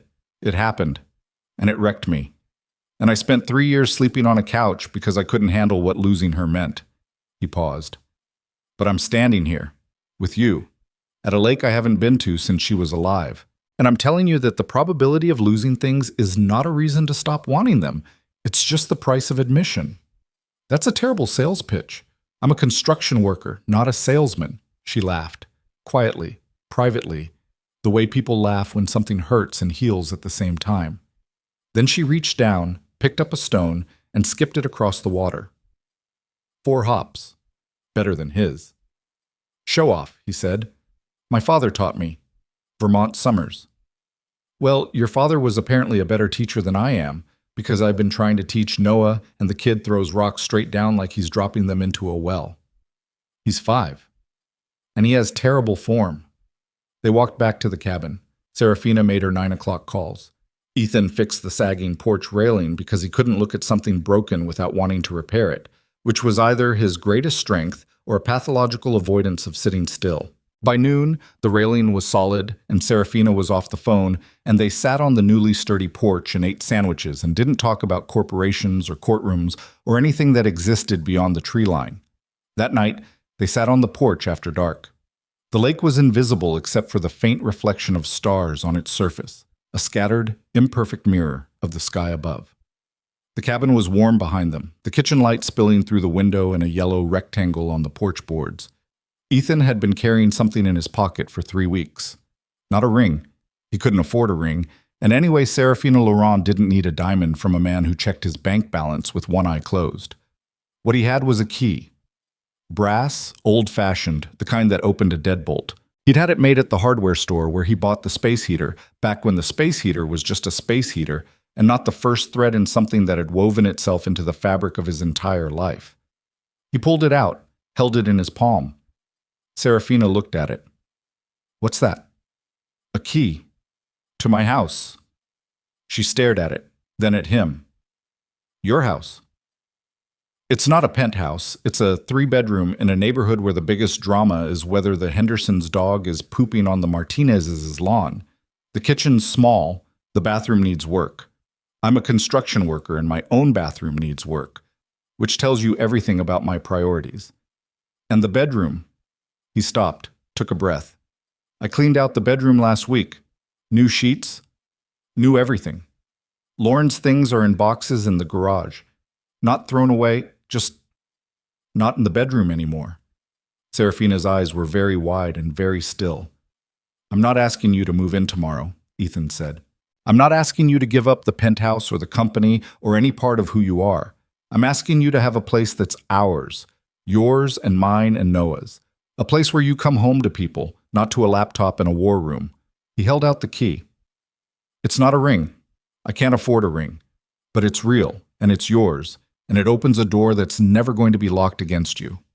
She took the key, turned it over in her fingers, held it the way she held her tea, with both hands, carefully, like she was testing whether it could bear the weight of what she wanted it to mean. "You cleaned out the bedroom," she said softly. "Yeah." "After 3 years." "Yeah." "For me. For us." She closed her hand around the key, pressed it against her chest, and then she did something Ethan had never seen her do. She leaned forward and kissed him. Not the careful, measured way she did most things. Messy, unplanned. Her nose bumped his.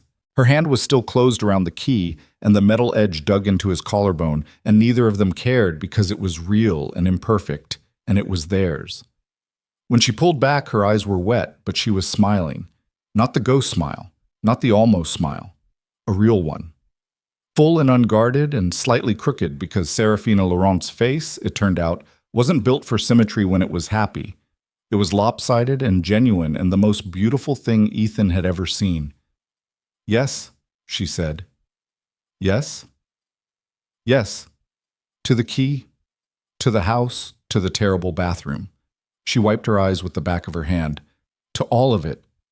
They sat on the porch for a long time after that, the key between them, the lake invisible and vast in the darkness below. They talked about practical things, how to handle the transition when Serafina would need to be in the city for work, what to tell Noah, who would almost certainly claim credit for the entire relationship because he believed his drawing on the window was what had started everything. And honestly, he wasn't entirely wrong. They drove back to the city 2 days later. Serafina went to work. Ethan went to work.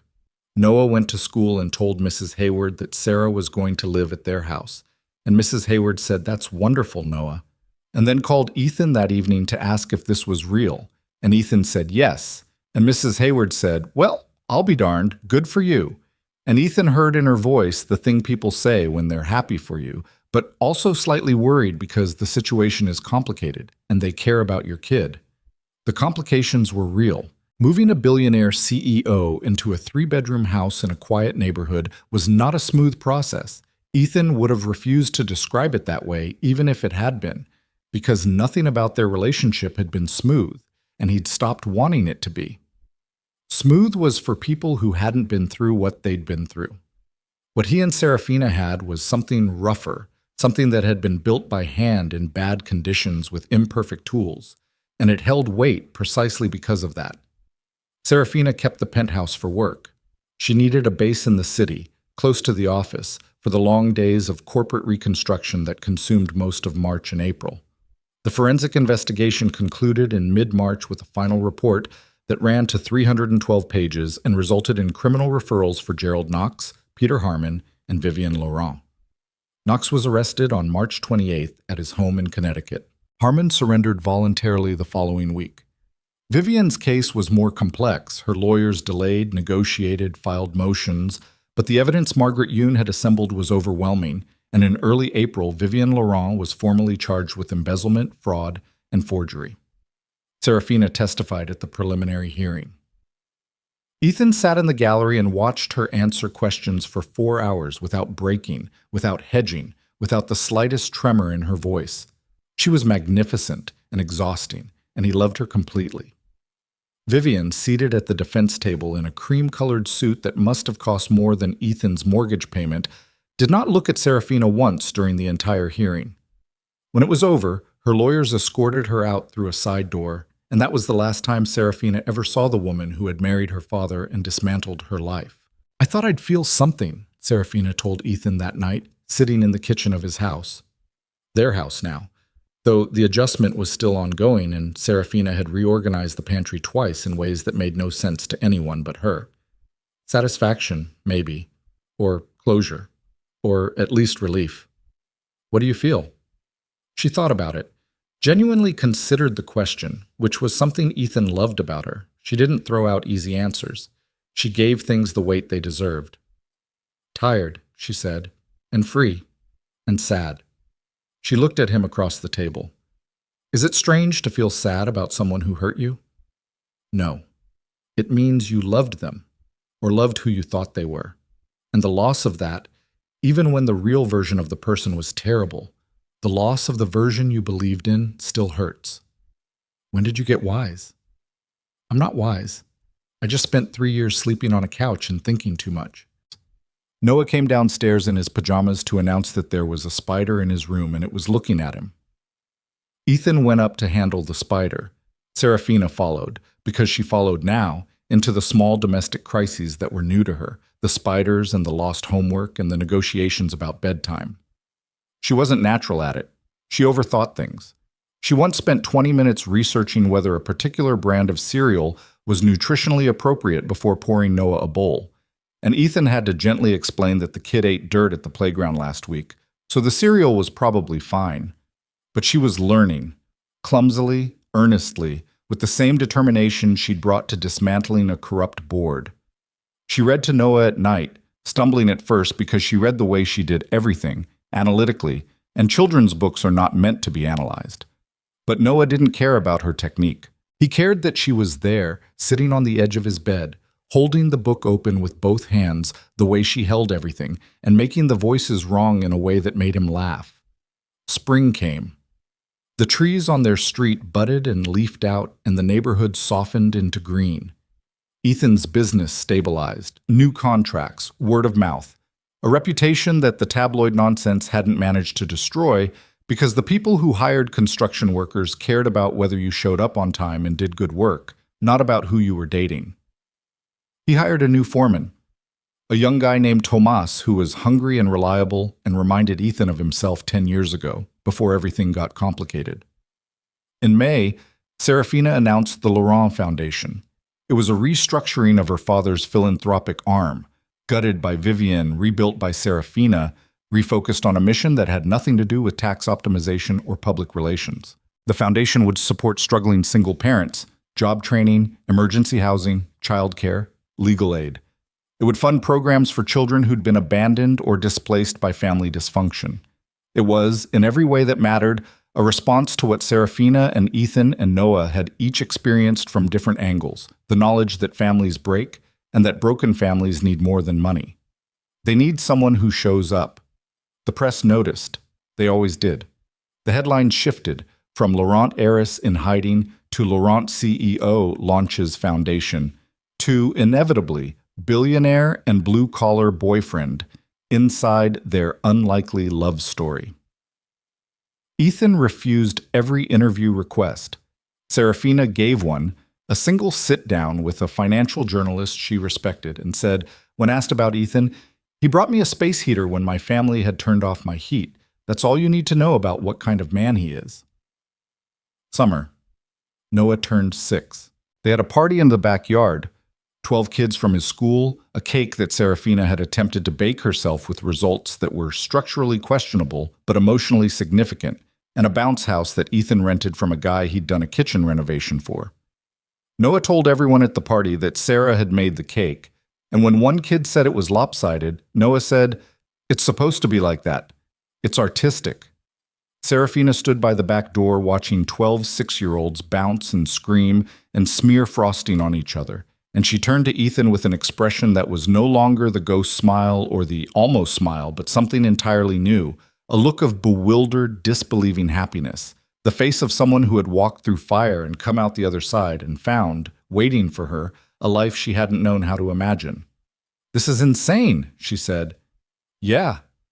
I'm a billionaire CEO standing in a backyard watching children destroy a cake I made." "Welcome to parenthood. I'm not—" She stopped, caught the word before it escaped, looked at Ethan. "Am I?" He'd been waiting for this. Not planning it, not orchestrating, just waiting, the way you wait for a season to change, knowing it will come when it comes. He took her hand. "Noah calls you Sarah," he said. "He draws you in every family picture. He asks for you at bedtime. He told his teacher you're the smartest person in the world, which offended me slightly because I'm the one who helps him with his homework. Badly, apparently. But the point stands." He squeezed her hand. "You're his family, Sarah. You have been for months. The title is yours if you want it." She didn't answer right away. She watched Noah cannon into the bounce house with the reckless abandon of a child who felt completely safe, and her eyes did the thing they did when something moved through her that was too big for words. They went bright and deep and full, and her hand tightened around Ethan's, and she nodded. "I want it," she said. "More than anything I've ever wanted." Ethan didn't propose until September. Not because he was waiting for the right moment. He'd learned by now that right moments were a fiction, that life delivered its meaning in ordinary packaging, between grocery runs and bedtime stories and Tuesday mornings. He proposed because he was ready, and she was ready, and the ring, which he'd bought with money from a deck renovation, not from Serafina's fortune, because he was stubborn about that, and she loved him for it, was burning a hole in his sock drawer. He did it at the lake, not Harlow Lake, but a small lake closer to home that they'd found in July, and started visiting on weekends. Noah was throwing rocks into the water, still straight down, still terrible form, though Serafina had been coaching him, and he'd managed one skip the previous week that he talked about for 3 days straight. Ethan knelt on the shore. Serafina looked at him. Noah looked at him. A duck on the lake looked at him. "Sarah." "Ethan, I'm going to ask you something. You're on one knee in mud. I have a general idea. Can you not be smarter than me for 30 seconds? "Unlikely, but I'll try." He pulled out the ring. Small, simple, a single stone that caught the September light and threw it back. He held it up and looked at this woman, this impossible, brilliant, difficult, wounded, strong, stubborn woman who had been locked in a tower by her own family and freed by a promise made to a dying friend, and said the only thing that mattered. "I'm not doing this because Marcus asked me to find you. I'm not doing this because you're rich or powerful or any of the things the world thinks matter. I'm doing this because you bought a rug for my kid, because you tape his drawings to windows, because you eat gas station tomatoes like they're gourmet, because you burned a birthday cake and let a 5-year-old call it art, because you fight for what's right even when fighting costs you everything, and because every single day I spend with you makes me believe that the worst things that happened to us were not the end of our story." He held the ring higher. "Marry me. Not for the money, not for the headlines, not because the world is watching. Marry me because I love you and you love me, and Noah thinks your math skills make you a superhero, and I want to spend the rest of my life proving that you were never unwanted, not for a single second." Serafina looked at the ring, at Ethan, at Noah, who had stopped throwing rocks and was watching with the solemn attention of a child who understood that something important was happening even if he didn't have all the words for it yet. "Yes," she said. "Obviously, yes." Noah pumped his fist. "I knew it!" "You did not know it," Ethan said, standing up with mud on his knee. "I told Mrs. Perkins last week that you were going to ask. She gave me a cookie. Mrs. Perkins needs to stop giving you cookies for insider information." Serafina was laughing and crying at the same time, which was something she'd learned to do in the months since she'd started letting herself feel things again. The ring fit. Not perfectly. It was slightly loose because Ethan had guessed the size and guessed wrong, but it fit well enough, and Serafina held her hand up and looked at it in the light and said, "It's beautiful. It's small. It's mine. That makes it beautiful." They walked back to the car, all three of them, Noah between them, swinging their arms. The lake glittered behind them. The trees were just beginning to turn, the earliest reds and golds bleeding into the green, the slow, brilliant death of summer giving way to something cooler and quieter and just as alive. In the months that followed, Serafina kept her word about the foundation. She poured herself into it, not the distant, check-writing philanthropy of the wealthy, but hands-on, structural work. She hired single parents. She built childcare programs that actually worked, designed by people who'd needed them, not by consultants who'd never missed a meal. She funded legal aid for families fighting custody battles against systems that favored money over merit. She did this work from the 3-bedroom house in the quiet neighborhood, sitting at the kitchen table where Ethan had first held her hand, while Noah did homework beside her and the dog they'd adopted in October, a mutt named Brick, because Noah said he looked like a brick, and no one could argue, slept on the floor between their feet. Ethan kept building things. He refused, gently and consistently, to fold his business into Serafina's empire or to accept money that he hadn't earned with his own hands. This drove Serafina crazy in the particular way that loving a stubborn person drives you crazy, with admiration layered over frustration layered over respect. They argued about it sometimes, not loudly, not destructively, but with the honest friction of two people who saw the world differently and respected each other enough to disagree. "You could expand," Serafina said one evening, reviewing his books at the kitchen table with the same intensity she brought to corporate financials. "With proper capitalization, you could hire a full crew, take on commercial contracts. I like small jobs. You're leaving money on the table. I'm building things for people. That's different from building things for money. It's not mutually exclusive. For me, it is."